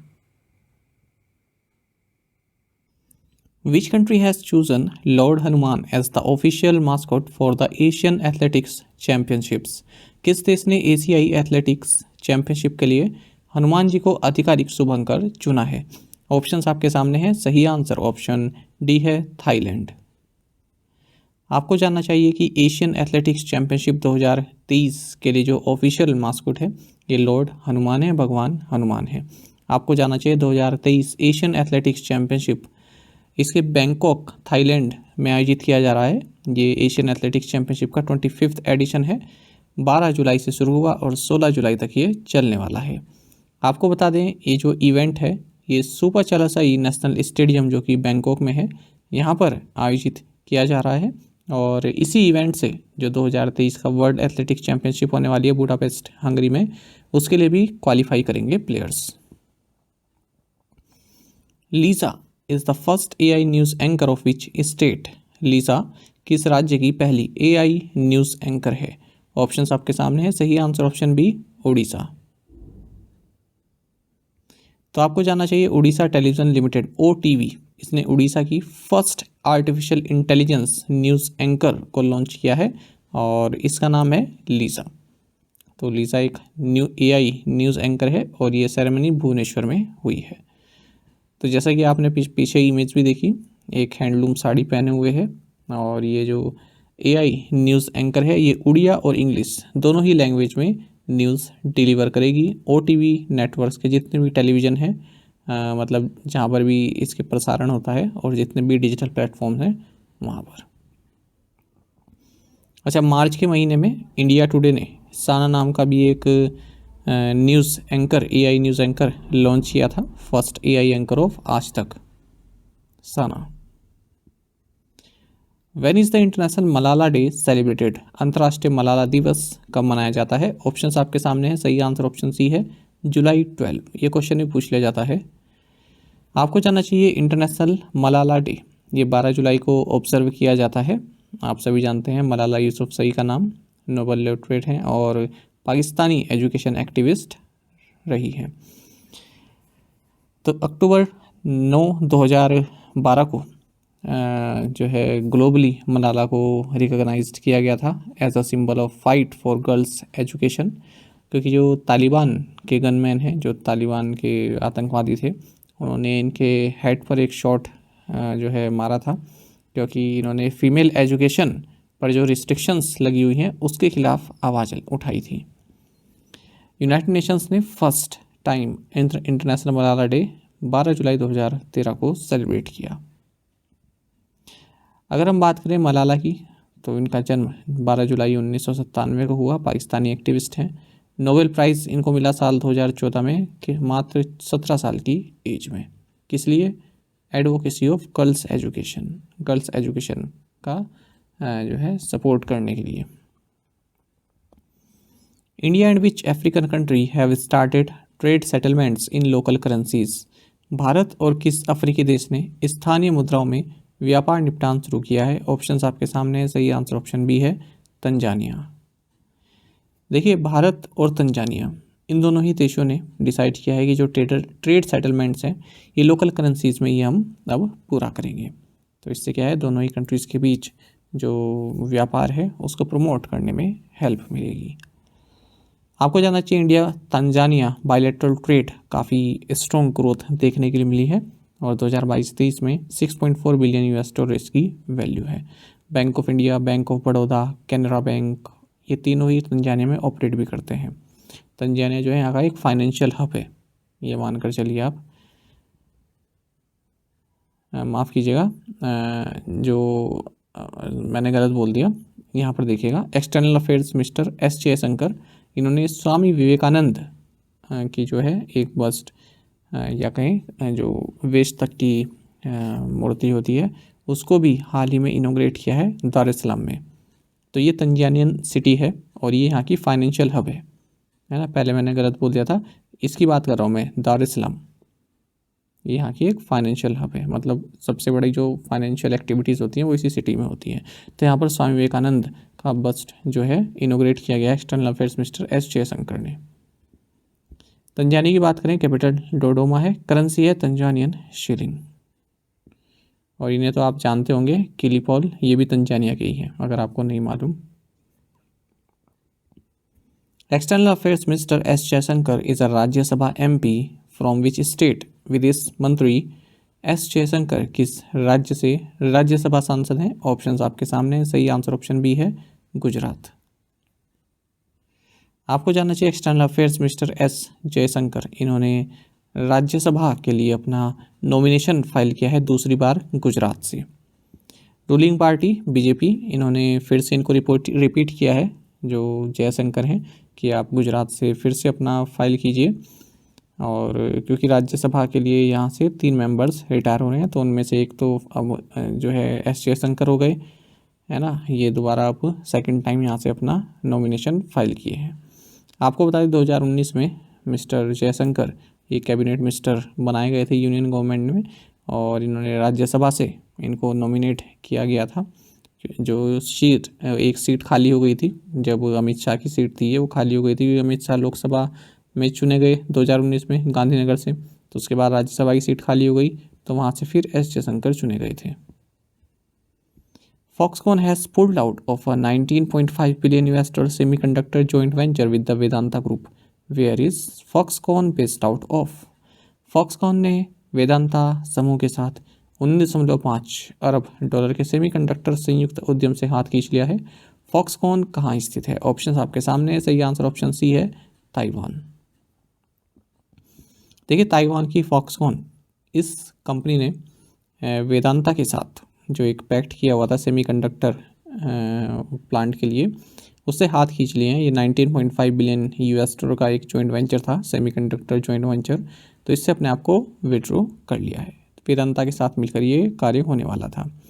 फॉक्सकॉन की बात करें तो ये वर्ल्ड की लार्जेस्ट कॉन्ट्रैक्ट इलेक्ट्रॉनिक्स मेकर है, और लास्ट ईयर ही की बात है जब वेदांता के साथ इसने एक MOU साइन किया था to build semiconductor and display production plants in Gujarat. लगभग 1.5 लाख करोड़ रुपीस की इन्वेस्टमेंट आने वाली थी। Which among the following is the most valuable franchise in the Indian Premier League IPL? निम्नलिखित में से कौन इंडियन प्रीमियर लीग में सबसे मूल्यवान फ्रेंचाइजी है? ऑप्शंस आपके सामने, सही आंसर ऑप्शन सी है, चेन्नई सुपर किंग्स। आपको जानना चाहिए कि इंडियन प्रीमियर लीग की जो स्टैंड अलोन ब्रांड वैल्यू है ये 3.2 बिलियन US डॉलर रही 2023 में, यानी कि अगर हम 2022 की 1.8 बिलियन US डॉलर से कंपेयर करें तो 80% का उछाल देखने के लिए मिला है, ऐसा बताया है हॉलीहान लॉकी ने, जो कि एक ग्लोबल इन्वेस्टमेंट बैंक है। बिजनेस एंटरप्राइज वैल्यू IPL की 15.4 बिलियन US डॉलर रही है, इसमें भी 80% की ग्रोथ देखने के लिए मिली। 2022 में ये 8.5 बिलियन US डॉलर थी। इस रिपोर्ट में बताया गया है कि चेन्नई सुपर किंग्स ये मोस्ट वैल्यूएबल फ्रेंचाइजी है 212 मिलियन US डॉलर के साथ, और दोनों ही मामलों में पहले नंबर पर है ब्रांड रैंकिंग भी और बिजनेस एंटरप्राइज वैल्यू रैंकिंग भी। दूसरे नंबर पर रॉयल चैलेंजर्स बेंगलोर है, इसकी brand value 195 million US dollar है। मुंबई इंडियंस तीसरे नंबर पर है with 190 million US dollar. In which country has national health emergency has been declared due to Guillain-Barré syndrome? Guillain Barré syndrome के कारण किस देश में राष्ट्रीय स्वास्थ्य आपातकाल घोषित किया गया है? ऑप्शन आपके सामने है। सही आंसर ऑप्शन ए पेरू है। तो ये पेरू, आप ये जो सामने मैप देख रहे हैं ये साउथ अमेरिका का है, साउथ अमेरिकन कंट्री है पेरू। देखिए 90 day nation wide health emergency यहाँ पर डिक्लेयर की गई है पेरू के प्रेसिडेंट डीना बोलुआर्टे ने, क्योंकि गुइलेन बेरी सिंड्रोम के केसेस काफ़ी बढ़ रहे हैं। आपको बता दें ये जो GBS है यानी कि गुइलेन बेरी सिंड्रोम, ये एक न्यूरोलॉजिकल डिसऑर्डर है। काफ़ी वीकनेस इसमें फील होती है पेशेंट को, और अगर बहुत ही बिगड़ जाए मामला तो पैरालिसिस भी हो सकता है और डेथ भी हो सकती है।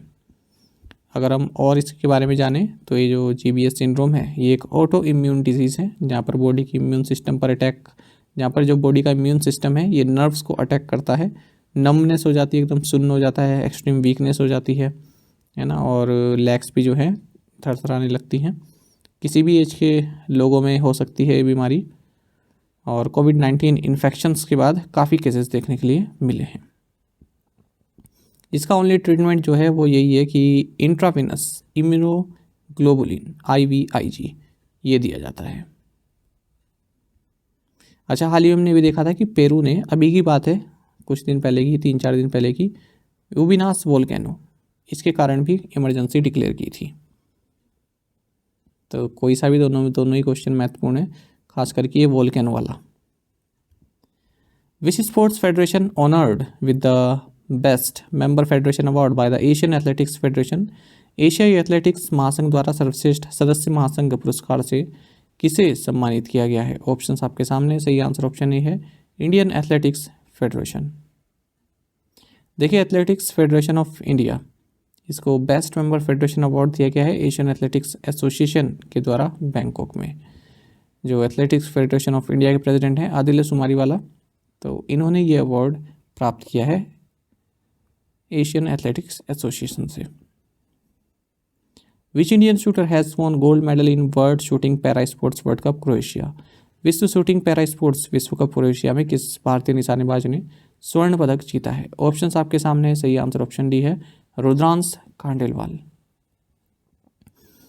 देखिए India para shooters Rudransh Khandelwal और निहाल सिंह, इन्होंने P4 mixed 50 metre pistol SH1 category में गोल्ड और सिल्वर मेडल जीते हैं रेस्पेक्टिवली। यानी कि रुद्रांश ने तो गोल्ड मेडल जीता है और निहाल सिंह ने सिल्वर मेडल जीता है। कहाँ पर? World shooting para sports world cup, उसी एक क्रोएशिया में। तो रुद्रांश ने यहाँ पर वर्ल्ड रिकॉर्ड ही बनाया है। इनका स्कोर रहा 231.1 फाइनल में, और निहाल का रहा 222.2, ये सेकंड आए हैं। रुद्रांश ने जो है वर्ल्ड रिकॉर्ड तोड़ा है मनीष नरवाल का, जिन्होंने 2020 टोक्यो पैरालंपिक गेम्स में रिकॉर्ड बनाया था। Which countries prime minister mark रूटे has quit politics after his coalition government collapsed? किस देश के प्रधानमंत्री मार्क रूटे ने अपनी गठबंधन सरकार गिरने के बाद राजनीति छोड़ दी है? ऑप्शंस आपके सामने है। सही आंसर ऑप्शन डी है, द नीदरलैंड्स। देखिए डच प्राइम मिनिस्टर यानी कि नीदरलैंड्स के जो प्राइम मिनिस्टर है मार्क रूटे, इन्होंने अनाउंस किया है कि ये पॉलिटिक्स क्विट कर रहे हैं 13 साल सत्ता में रहने के बाद, क्योंकि इनकी जो कोलिशन वाली गवर्नमेंट थी, गठबंधन वाली जो गवर्नमेंट थी, वो गिर गई है। असिलम पॉलिसीज़ को लेकर यहाँ पर काफ़ी इन पर जो है आरोप लगाए गए हैं, इस कारण से अपना ट्रस्ट ये खो चुके हैं। आपको बता दें इनका निकनेम भी है टेफ्लॉन मार्क। मार्क रूटे को निकनेम है इनका टेफ्लॉन मार्क। क्यों कहते हैं? क्योंकि 4 बार जब ये गवर्नमेंट में रहे, चारों ही बार कई तरह के स्कैंडल्स हुए, उनको ये सर्वाइव करते आए, और ये सेकंड लॉन्गेस्ट सर्विंग लीडर हैं यूरोपियन यूनियन में। हालांकि अभी ये नवंबर तक केयर टेकर एडमिनिस्ट्रेशन के हेड रहेंगे, जब तक कि फ्रेश इलेक्शंस यहाँ नहीं हो जाते हैं। Scientist from which IIT have found evidence of very high annual rainfall during the catastrophic volcanism 66 million years ago that led to the formation of the Deccan traps in India? किस IIT के वैज्ञानिकों ने 66 million वर्ष पहले विनाशकारी ज्वालामुखी के दौरान बहुत अधिक वार्षिक वर्षा का प्रमाण पाया, जिसके कारण भारत में डेक्कन ट्रैप का निर्माण हुआ? ऑप्शंस आपके सामने है। सही आंसर ऑप्शन डी है, IIT खड़गपुर। देखिए IIT खड़गपुर और एकेडमिया सिनिका ताइपेई, इसके जो साइंटिस्ट हैं, इन्होंने हाल ही में वेरी हाई एनुअल रेनफॉल का एविडेंस पाया है, जो कि किस टाइम हुआ था? 66 मिलियन ईयर्स एगो, जब एक कैटास्ट्रॉफिक वॉल्केनिज्म की घटना हुई जिसके कारण भारत में डेक्कन ट्रैप्स का निर्माण हुआ। आप सभी जानते हैं जो भारत के जो डेक्कन ट्रैप्स है, ठीक है, ये वॉल्केनिक एक्टिविटी के कारण बने हैं। एग्जाम में पूछा भी जाता है SSC PCS इस तरह के एग्जाम में डेक्कन ट्रैप के बारे में। तो इन्होंने एक नई टेक्निक यूज़ की है, nano scale secondary ion mass spectrometry. इसके थ्रू इन्होंने जो ऑक्सीजन के 3 आइसोटॉप्स हैं इनको एनालाइज किया है, ऑक्सीजन 16, 17 और 18, ठीक है, इनको एनालाइज किया है फॉसिल ट्रीज़ में उस पीरियड के जो क्रिटेशियस पीरियड के हैं, उसमें इन्होंने इसको टेस्ट किया है। और जो लेक वाटर है, जो इस रेनफॉल के कारण, जो उस वक्त काफ़ी हाई रेनफॉल हुई थी उसके कारण जो एक लेक वाटर बनी, ठीक है, उसका जो आइसोटोपिक कंपोजिशन है उसको मेज़र किया है। The depleted values of the oxygen isotope suggest a higher tropical rainfall in island India during terminal Cretaceous period. तो जो ऑक्सीजन आइसोटोप्स हैं उनकी डिप्लीटेड वैल्यू ये सजेस्ट करती है कि उस वक्त काफ़ी हाई रेनफॉल हुई थी। बाकी आप बता दें कि काफ़ी भयंकर वोल्केनो जो है वो बताया जाता है। मेजर मास एक्सटेंशन उस वक्त हुआ था, लगभग 80% of all species of animal including dinosaurs मर गए थे। Which bank has been felicitated for the best performance in CASA India at ICC emerging Asia banking conclave and awards 2022। ICC emerging Asia banking conclave and awards 2022 में किस bank को Kasa India में सर्वश्रेष्ठ प्रदर्शन के लिए सम्मानित किया गया है? सही आंसर ऑप्शन डी है, जम्मू एंड कश्मीर बैंक। देखिए जम्मू एंड कश्मीर बैंक, इसको the best performance in CASA India इसके लिए जो है सम्मानित किया गया है। कहाँ पर? ICC emerging Asia banking conclave and awards 2022 में। तो यहाँ पर इंडिया, नेपाल, भूटान, बांग्लादेश, श्रीलंका, म्यांमार, इन सभी देशों के बैंक्स ने भी पार्टिसिपेट किया है। J&K बैंक के MD and CEO Baldev Prakash हैं, आप सभी जानते हैं। टैगलाइन है serving to empower. Who has been appointed brand ambassador by Asics द्वारा किसे ब्रांड एम्बेसडर नियुक्त किया गया है? सही आंसर ऑप्शन सी है, श्रद्धा कपूर। तो देखिए ASICS या फिर एसिक्स, जो भी आप कहना चाहें, इन्होंने बॉलीवुड एक्टर श्रद्धा कपूर को अपना ब्रांड एम्बेसडर नियुक्त किया है। आपको बता दें जो एसिक्स है ये जापानीज़ मल्टीनेशनल कॉर्पोरेशन है जो कि स्पोर्ट्स वियर प्रोड्यूस करती है। कुछ और ब्रांड एम्बेसडर देख लेते हैं जो न्यूज़ में रहे। मोटरोला ने कीर्ति सेनो उनको ब्रांड एम्बेसडर नियुक्त किया है। BTEX, इन्होंने बोमन ईरानी को अपना नया एम्बेसडर बनाया है। जूपी, इन्होंने कपिल शर्मा को अपना ब्रांड एम्बेसडर बनाया है, इंडिया का अपना गेम इस सीरीज़ के लिए। फ्रेंच कनेक्शन ने मिंत्रा के साथ मिलकर सिद्धांत चतुर्वेदी एक्टर को अपना फर्स्ट ब्रांड एम्बेसडर बनाया भारत में। Ayurvedic beauty brand just herbs, इसने आतिया शेट्टी को अपना ब्रांड एम्बेसडर बनाया है। जनस्य, इन्होंने रश्मिका मंदाना को अपना ब्रांड एम्बेसडर बनाया है। व्हाट्सएप ने अनुष्का शर्मा को अपना जो है अनुष्का शर्मा के साथ पार्टनरशिप की है। दिल्ली के जो मॉल्स हैं उनमें जो विमेंस रेस्ट रूम होते हैं, है ना, तो उसमें कुछ मिरर्ड मैसेज तरह की एक सीरीज इन्होंने चलाई है व्हाट्सएप ने, उसके लिए अनुष्का शर्मा को के साथ अपना पार्टनरशिप किया है, ब्रांड एम्बेसडर बनाया है। Which insurer won insurer innovation award 2023 at the world's digital insurance awards. विश्व के डिजिटल बीमा पुरस्कारों में किस बीमाकर्ता ने बीमाकर्ता नवाचार पुरस्कार 2023 जीता? सही answer option D, Bajaj Allianz life insurance. देखिए बजाज अलियांज लाइफ इंश्योरेंस जो कि one of the leading private life insurer है भारत में, इसने कहा है कि हमने insurer innovation award 2023 for the APAC region ये जीता है। कहाँ पर? वर्ल्ड्स डिजिटल इंश्योरेंस अवार्ड्स में। जो ये वर्ल्ड्स डिजिटल इंश्योरेंस अवार्ड्स हैं इनको होस्ट किया गया TDI द्वारा, यानी कि द डिजिटल इंश्योरर के द्वारा। और इन्होंने बजाज अलियांज का जो ground breaking WhatsApp conversational platform है ना, इसको काफ़ी रिकॉग्नाइज किया है और इसी के लिए अवार्ड दिया भी गया है। TDI यानी कि द डिजिटल इंश्योरर, आपको बता दें इसने इस वर्ल्ड डिजिटल इंश्योरेंस अवार्ड के 8th एडिशन को हाल ही में होस्ट किया है। इंश्योरेंस इंडस्ट्री में जो भी इनोवेटिव प्रोजेक्ट्स हाल ही में लॉन्च किए गए हैं तो यहाँ पर शोकेस किए गए हैं। What is the initial corpus of the Urban Infrastructure Development Fund operationalized by National Housing Bank? राष्ट्रीय आवास बैंक द्वारा संचालित शहरी अवसंरचना विकास कोष की प्रारंभिक राशि कितनी है? सही आंसर ऑप्शन बी है, ₹10,000 करोड़। 10,000 करोड़ रुपए। आपको जानना चाहिए कि नेशनल हाउसिंग बैंक ने हाल ही में अर्बन इंफ्रास्ट्रक्चर डेवलपमेंट फंड को ऑपरेशनलाइज्ड कर दिया है और इनिशियल कॉर्पस कितना है इसका 10,000 करोड़ रुपए। आपको बता दें फाइनेंस मिनिस्टर निर्मला सीतारमन ने 2023-24 बजट स्पीच में अनाउंस किया था कि हम ये अर्बन इंफ्रास्ट्रक्चर डेवलपमेंट फंड यानी कि UIDF को सेटअप कर रहे हैं through the use of private sector lending shortfall for the creation of urban infrastructure in Tier 2 and Tier 3 cities. तो Tier 2 एंड Tier 3 सिटीज़ में अर्बन इंफ्रास्ट्रक्चर को बढ़ावा देने के लिए ये जो फंड है इसको लॉन्च किया गया है। तो ये एक तरह का लोन है, इस पर जो इंटरेस्ट रेट है वो बैंक रेट माइनस 1.5% रहेगा, यानी कि अगर आज की बात करें तो 5.25% रहेगा। ये जो लोन है ये 5 इक्वल एनुअल इंस्टॉलमेंट्स में रिपेबल है within 7 years from the date of drawal including a moratorium period of 2 years while interest will be payable on the quarterly basis. Interest quarterly basis पर pay किया जाएगा। Minimum size and maximum size of the project proposal would be 5 crore and 100 crore respectively. तो जिस project के लिए loan चाहिए, इसमें से लोन चाहिए मैंने UIDF में से लोन चाहिए, तो मिनिमम साइज उस प्रोजेक्ट का 5 करोड़ होना चाहिए, मैक्सिमम 100 करोड़ होना चाहिए। नॉर्थ ईस्ट रीजन के लिए 1 crore minimum. National housing bank की बात करते हैं तो 9 जुलाई 1988 को इसको सेटअप किया गया था under the national housing bank act 1987। Head office इसका न्यू दिल्ली में है और शारदा कुमार होता ये इसके मैनेजिंग डायरेक्टर हैं। Where was the Hindustan aeronautics limited HAL regional office inaugurated by defence minister Rajnath Singh. रक्षा मंत्री राजनाथ सिंह द्वारा हिंदुस्तान एरोनॉटिक्स लिमिटेड क्षेत्रीय कार्यालय का उद्घाटन कहाँ किया गया? ऑप्शंस आपके सामने है, सही आंसर ऑप्शन डी है कुआलालंपुर।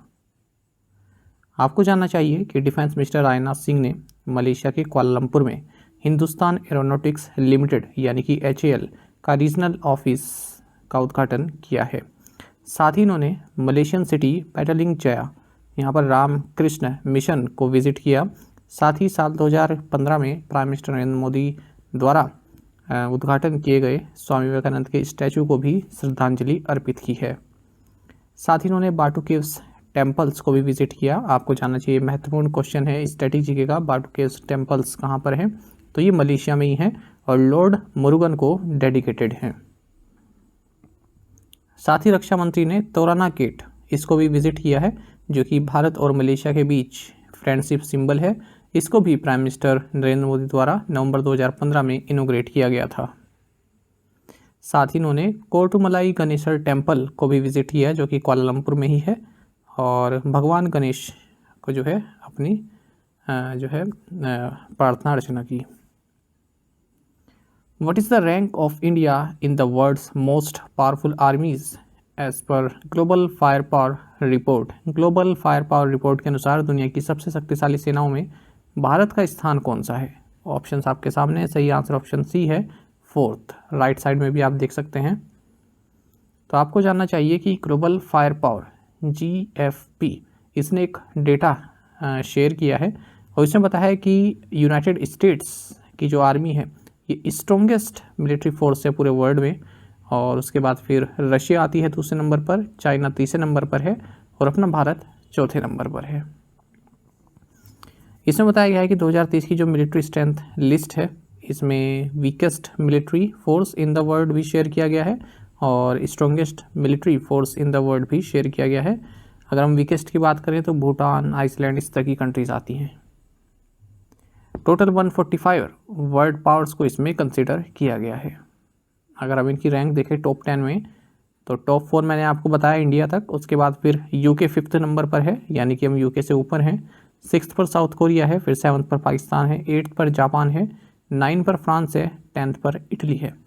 यदि हम लीस्ट पावरफुल मिलिट्रीज की बात करें तो इसमें पहले नंबर पर भूटान है। Which country hosted the 11th meeting of the Executive Board of the Association of World Election Bodies (AWEB)? Association of the world election bodies AWEB के कार्यकारी बोर्ड की 11वीं बैठक की मेजबानी किस देश ने की है? ऑप्शंस आपके सामने हैं, सही आंसर ऑप्शन डी है कोलंबिया। आपको जानना चाहिए कि executive board of the association of world election bodies एवेब इसकी 11th मीटिंग हाल ही में कार्टेगना कोलंबिया में हुई है और यहाँ पर भारत की ओर से जो इलेक्शन कमीशन के 3 सदस्य गए हैं उनका नेतृत्व किया है हमारे chief election commissioner Rajeev Kumar ने। आपको बता दें जो association of world election bodies हैं ये लार्जेस्ट एसोसिएशन है इलेक्शन मैनेजमेंट बॉडीज़ की worldwide. 119 election management bodies इसमें शामिल हैं, मेंबर हैं इसकी, और 20 रीजनल एसोसिएशंस ऑर्गेनाइजेशंस इसकी एसोसिएट मेंबर्स हैं। इस एवेब की स्थापना अक्टूबर 2013 में सियोल रिपब्लिक ऑफ कोरिया में हुई थी। साथ ही एक इंटरनेशनल कॉन्फ्रेंस यहाँ पर ऑर्गेनाइज की गई है जिसका थीम रहा a global view on the challenges of regional elections 2023। Colombia की बात करते हैं, कैपिटल बोगोटा है, करेंसी कोलंबियन पेसो है। How much amount has been released by the department of expenditure ministry of finance to 22 state governments for the respective state disaster response funds SDRF। वित्त मंत्रालय के व्यय विभाग द्वारा 22 राज्य सरकारों को संबंधित राज्य आपदा प्रतिक्रिया निधि के लिए कितनी राशि जारी की गई है? ऑप्शंस आपके सामने हैं और सही आंसर ऑप्शन सी है 7,532 करोड़ रुपए। जानिएगा department of expenditure ministry of finance इसने 22 स्टेट गवर्नमेंट्स को 7532 करोड़ रुपए रिलीज़ कर दिए हैं उनके स्टेट डिजास्टर रिस्पॉन्स फंड्स में। आपको बता दें ये जो अमाउंट रिलीज़ की गई है मिनिस्ट्री ऑफ फाइनेंस द्वारा ये मिनिस्ट्री ऑफ होम अफेयर्स की रिकमेंडेशन पर की गई है। सबसे ज़्यादा पैसा उत्तर प्रदेश को मिला है 812 करोड़ रुपए और सबसे कम मिला है गोवा को 4 करोड़ रुपए। आपको ये भी जानना चाहिए कि स्टेट डिजास्टर रिस्पॉन्स फंड ये हर राज्य में होता है किसके हिसाब से? डिजास्टर मैनेजमेंट एक्ट 2005 की सेक्शन 48(1)(a) के तहत ये state disaster response fund constitute किए जाते हैं। सेंट्रल गवर्नमेंट इसमें 75% कंट्रीब्यूट करता है जो जनरल स्टेट हैं उनके लिए, और 90% कंट्रीब्यूट करता है north east and Himalayan states में इस फंड में, जो स्टेट डिजास्टर रिस्पॉन्स फंड है इसमें। और जो एनुअल सेंट्रल कंट्रीब्यूशन है ये 2 इक्वल इंस्टॉलमेंट्स में रिलीज़ किया जाता है और किसके रिकमेंडेशन पर? फाइनेंस कमीशन के रिकमेंडेशन पर। अब अगर हम बात करें 15th फाइनेंस कमीशन के रिकमेंडेशन के हिसाब से तो सेंट्रल गवर्नमेंट ने जो SDRF है इसमें 2021-22 से 2025-26 तक के लिए 1,28,122 करोड़ रुपए एलोकेट किए हैं और इस अमाउंट में से जो सेंट्रल गवर्नमेंट का शेयर है ये 98,080 करोड़ रुपए है। Who has been appointed as the new managing director and CEO of SBI card? SBI card के नए प्रबंध निदेशक और CEO के रूप में किसे नियुक्त किया गया है? ऑप्शंस आपके सामने हैं, सही answer option C Abhijit Chakraborty. SBI cards and payment services यानी कि SBI कार्ड जो कि इंडिया का largest pure play credit card issuer है, इसने 2 साल के लिए अभिजीत चक्रवर्ती को MD एंड CEO अपॉइंट किया है। आपको बता दें फिलहाल ये SBI में डिप्टी मैनेजिंग डायरेक्टर के पद पर हैं और 12 अगस्त से अपना ये चार्ज संभालेंगे। फिलहाल कौन है MD and CEO? Rama Mohan Rao Amara. तो इन्होंने अपना रेजिग्नेशन दे दिया है क्योंकि इनका ट्रांसफ़र SBI में कर दिया गया है। ये 11 अगस्त को ये ऑफिस अपना लीव कर देंगे।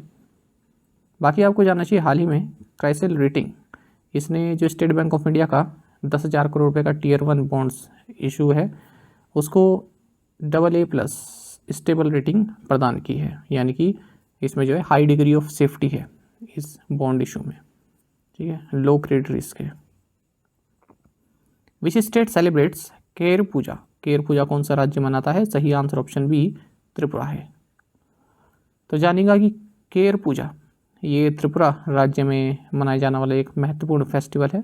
हाल ही में मनाया गया। इस अवसर पर प्राइम मिनिस्टर नरेंद्र मोदी ने त्रिपुरा राज्य के जो सिटीजन्स हैं उनको अपनी विशेष दी हैं, इसलिए चर्चा में रहा फेस्टिवल। आपको बता दें केर का मतलब है ऑस्टेरिटी। ये एक एनुअल फेस्टिवल है त्रिपुरा का जो कि खर्ची पूजा इसके 2 वीक के बाद मनाया जाता है, यानी कि 14 दिन बाद खर्ची पूजा होती है, उसके 14 दिन बाद ये केर पूजा मनाई जाती है। और ये किसके ऑनर में होती है? जो यहाँ के डेटी हैं डेटी ऑफ वास्तु केर देवता, इनके सम्मान में मनाया जाता है केर देवता। अच्छा, यहाँ की जो अगर हम कोकबोरोक जो यहाँ की लोकल ट्राइबल लैंग्वेज है इसकी अगर हम बात करें तो केर का मतलब होता है बाउंड्री या स्पेसिफिक एरिया। अब देखिए इसमें भी कितने सारे क्वेश्चन आपके बन गए, मतलब एक दो तो बन ही गए हैं। कोकपोरोक ये भी क्वेश्चन पूछा जाता है, तो त्रिपुरा की लोकल ट्राइबल लैंग्वेज है। करची पूजा मैंने आपको बताया ये सबसे ज़्यादा पूछा जाता है एग्ज़ाम में, एसएससी जैसे एग्ज़ाम में, ये भी त्रिपुरा से संबंधित है। एक हम जो पढ़ ही रहे हैं केर पूजा, ये हो गई। और एक ये वाला है, देखिए ये जो पूजा है इसको इनिशिएट किया गया था त्रिपुरा के राजा द्वारा, कहाँ पर, रॉयल उजयंता पैलेस। एक क्वेश्चन आपका स्टैटिक ये बन गया कि उजयंता पैलेस कहाँ पर है, तो ये त्रिपुरा में है, ये भी क्वेश्चन पूछा जाता है। तो 3-4 स्टैटिक जी के क्वेश्चन इसमें बन गए हैं। अगर त्रिपुरा के हम कुछ और फेस्टिवल्स देखें तो गड़िया पूजा, पिलाक फेस्टिवल, नीर महल फेस्टिवल, पौष संक्रांति फेयर और अशोकाष्टमी फेस्टिवल, ये सभी त्रिपुरा में मनाए जाते हैं। Which country top the medals tally at the 34th international biology olympiad 2023 held in UAE. संयुक्त अरब अमीरात में आयोजित 34वें अंतर्राष्ट्रीय जीव विज्ञान ओलंपियाड 2023 में पदक तालिका में कौन सा देश शीर्ष पर रहा। ऑप्शंस आपके सामने है, सही आंसर ऑप्शन ए इंडिया है। आपको जानना चाहिए कि 34th इंटरनेशनल बायोलॉजी ओलंपियाड 2023 ये अल इन यूएई में 3 जुलाई से 11 जुलाई 2023 के बीच आयोजित की गई और इसमें मेडल्स टैली भारत द्वारा टॉप की गई।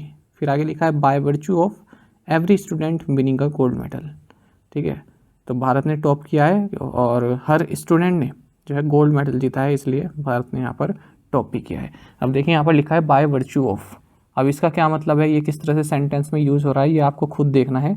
इसी तरह से आप छोटी छोटी चीज़ें सीखते हैं। मैंने आपको पहले भी 1-2 दिन पहले बताया था कि जब भी आपको सेंटेंस में कुछ ऐसा दिखे कि हाँ इसका मतलब आप नहीं जानते हैं, तो उसको आप देखें, उसको नोट करें, है ना। यही आपको एक कंप्लीट एस्पिरेंट बनाता है। जहाँ से जो सीखने के लिए मिल रहा है वो सीखें, इस चीज़ को नेगलेक्ट ना करें। अगर आपको कोई सेंटेंस में नहीं मालूम है कि ये क्यों यूज़ हो रहा है या ये कैसे कनेक्ट कर रहा है सेंटेंस को, तो आप उसको अवश्य देखें। अब यहाँ पर देखिएगा आप कि कैसे यूज़ करते हैं बाय वर्च्यू ऑफ को। अच्छा, आपको जानना चाहिए कि ये फर्स्ट टाइम है जब भारत की यहाँ पर ओल्ड गोल्ड परफॉर्मेंस रही है, जब भारत ने सभी गोल्ड यहाँ पर जीते हैं, और पहली बार है जब भारत ने इस ओलंपियाड को टॉप किया है मेडल्स टैली के मामले में। तो इसमें इन सभी स्टूडेंट्स ने पार्टिसिपेट किया है, ध्रुव, ईशान, मेघा, रोहित, इन सब ने। ये महत्वपूर्ण नहीं है, मैंने लिख दिया है फिर भी इनके नाम, ये आपको नहीं देखने, बस ये याद रखिएगा कि भारत ने मेडल टैली यहाँ पर टॉप की है। कहाँ पर हुआ है ये, यूएई में। Who has become the first Indian to be named the best Asian under-20 male athlete of the year? वर्ष का सर्वश्रेष्ठ एशियाई अंडर-20 पुरुष एथलीट नामित होने वाले पहले भारतीय कौन बन गए हैं। सही आंसर ऑप्शन डी है, सेल्वा प्रभु थिरुमरन। देखिए इंडियन ट्रिपल जंपर सेल्वा प्रभु थिरुमरन जो कि तमिलनाडु से आते हैं, ये फर्स्ट इंडियन बन गए हैं अब तक जिन्हें एशियन एथलेटिक्स एसोसिएशन AAA द्वारा बेस्ट एशियन अंडर-20 male athlete of the year नामित किया गया है।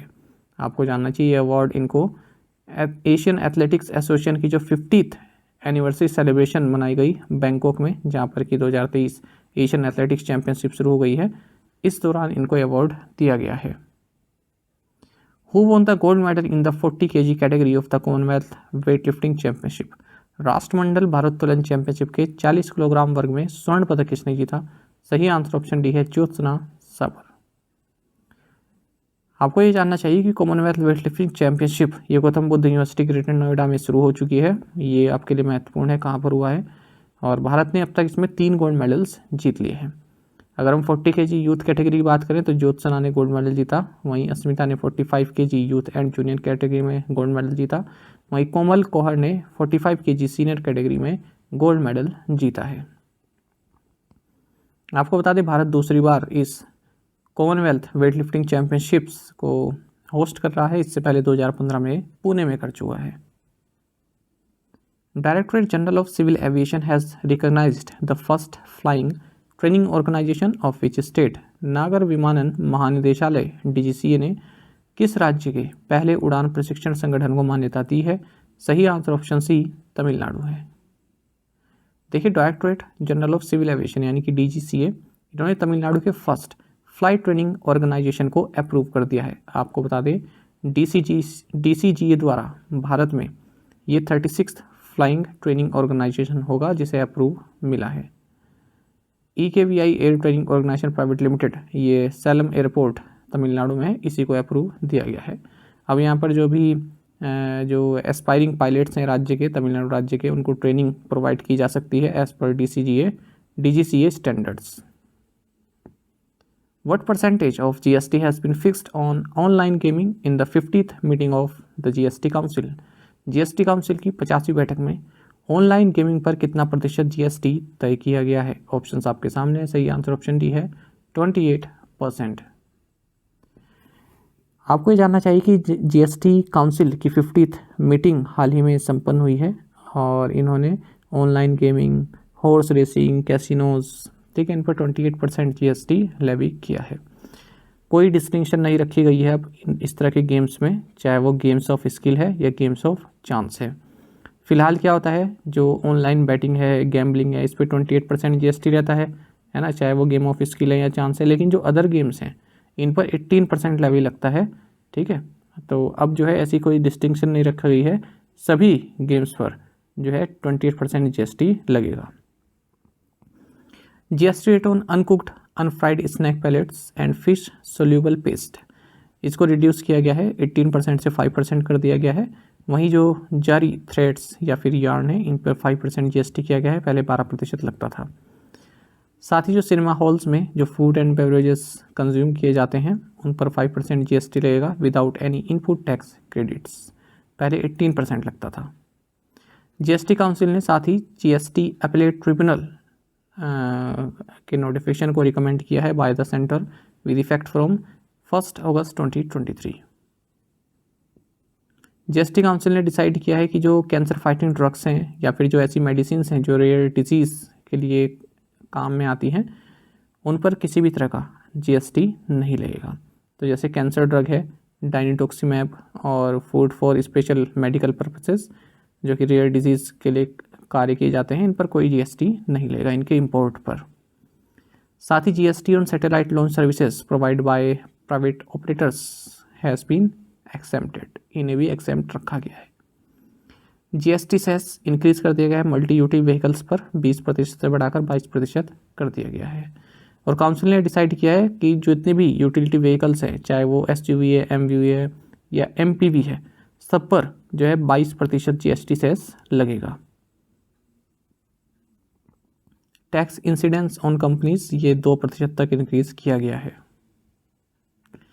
साथ ही भी डिसाइड किया गया है जो मेडिसिन्स या फिर फूड है स्पेशल मेडिकल पर्पसेस के तहत जो आते हैं, इन पर भी IGST नहीं लगेगा, जो रेयर डिजीज़ के लिए ट्रीटमेंट के लिए किए जाते हैं, जैसे कि हमने पहले भी देखा।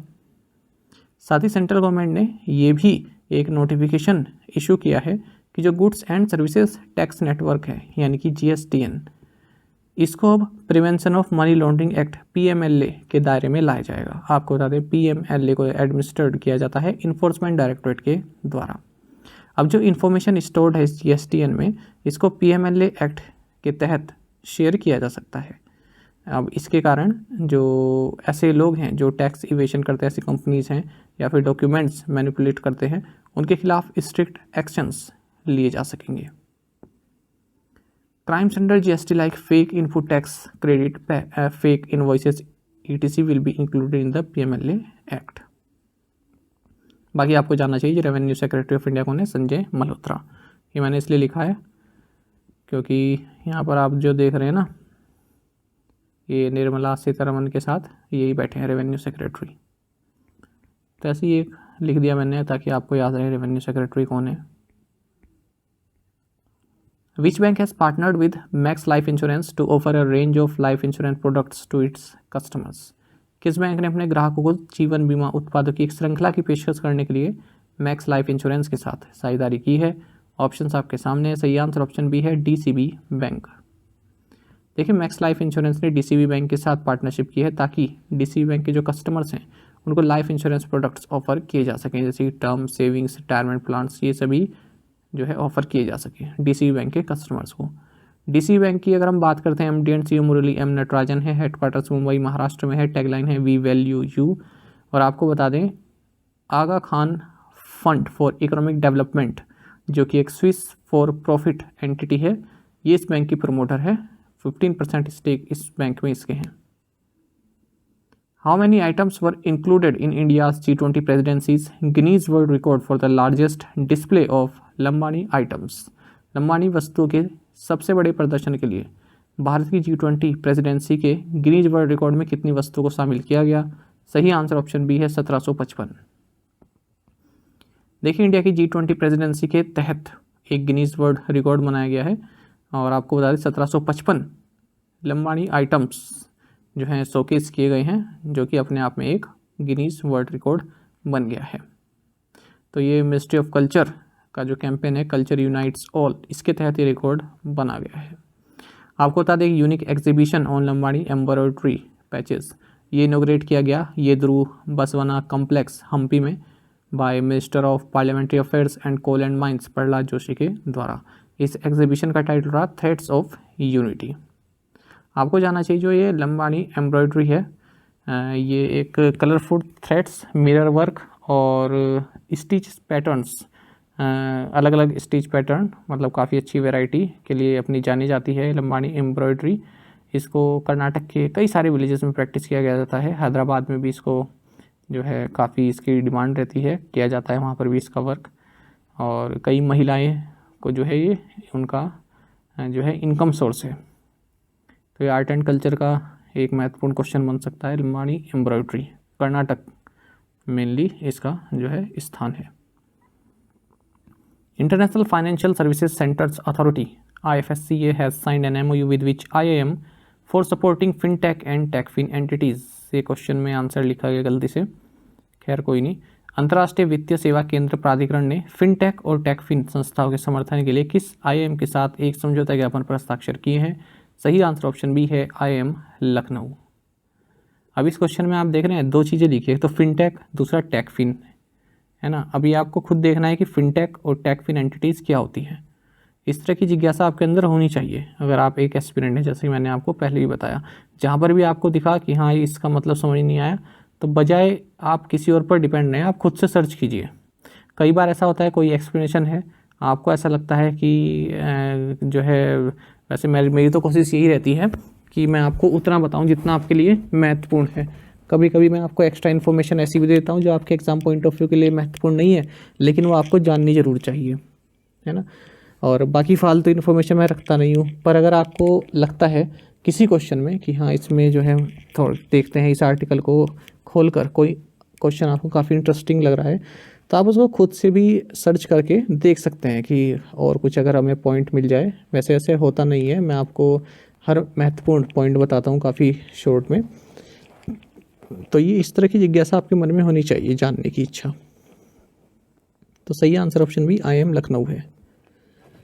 देखिए international financial services centres authority IFSCA और IIML यानी कि लखनऊ, इन्होंने एक MOU साइन किया है। कहाँ पर? IIM लखनऊ का जो नोएडा कैंपस है उत्तर प्रदेश में, यहाँ पर। तो ये MOU किससे संबंधित है? जो फिनटेक एंड टेकफिन एंटिटीज़ हैं इनको सपोर्ट करने के लिए, इनकी जो आवश्यकताएं हैं उनको पूरा करने के लिए। साथ ही इस IFSCA ने एक और MOU साइन किया है climate policy initiative India CPI के साथ। किस लिए? For mutual assistance and cooperation to increase mobilisation of global sustainable capital flows into India. अब आप यहाँ पर खुद से भी देख सकते हैं कि IFSCA के बारे में हम दोबारा एक बार रिवाइज कर लें। Which Indian naval ship participated in the operation southern readiness 2023 exercise. किस भारतीय नौसैनिक जहाज ने ऑपरेशन सदर्न रेडीनेस 2023 अभ्यास में भाग लिया है? ऑप्शंस आपके सामने है। सही आंसर ऑप्शन सी है INS सुनन्या। देखिए INS सुनन्या 10 से 12 जुलाई 2023 के बीच सेशेल्स में रही है और इसने कंबाइंड मैरीटाइम फोर्सेस CMF द्वारा आयोजित ऑपरेशन सदर्न रेडीनेस 2023 में पार्टिसिपेट किया है। इस विजिट के दौरान इसने जो भी और पार्टिसिपेटिंग नेवीज़ रही, जैसे USA की, इटली की, UK की, सेशेल्स की, और जो यूरोपियन यूनियन नेवल फोर्स इसके जो मेंबर नेशंस हैं इनकी, तो इन सभी ने मिलकर एक यहाँ पर एक्सरसाइज की है। अच्छा, यहाँ पर हमने सबसे पहले वाले पैराग्राफ में देखा कंबाइंड मैरीटाइम फोर्सेस। ये कई बार न्यूज़ में आता रहता है, हम इससे पहले भी पढ़ चुके हैं एक दो बार। फिर से मैं आपको बता देता हूँ, जो ये कंबाइंड मैरीटाइम फोर्सेस है ये एक मल्टीनेशनल मैरीटाइम पार्टनरशिप है और इसको लीड करते हैं US नेवी वाइस एडमिरल। आपको बता दें इसमें 34 मेंबर नेशंस हैं जिनमें भारत भी शामिल है। साथ ही करंट अफेयर्स फंडा को आप टेलीग्राम पर भी ज्वाइन कर सकते हैं। यहाँ पर रेगुलर वीडियो अपडेट्स और करंट क्विज हम आप सभी के लिए डालते रहते हैं। साथ ही डिस्कशन ग्रुप में आप किसी भी क्वेश्चन का सोल्यूशन पा सकते हैं। दोस्तों, यहाँ पर हमारे करंट अफेयर्स की प्लेलिस्ट दी गई है, इसको आप जरूर देखें। अपने दोस्तों के साथ, फेलो स्टूडेंट के साथ हमारे करंट अफेयर्स को शेयर आप जरूर करें। आज का ये सेशन आपको कैसा लगा आप कमेंट बॉक्स में अवश्य बताइएगा। Thank you guys.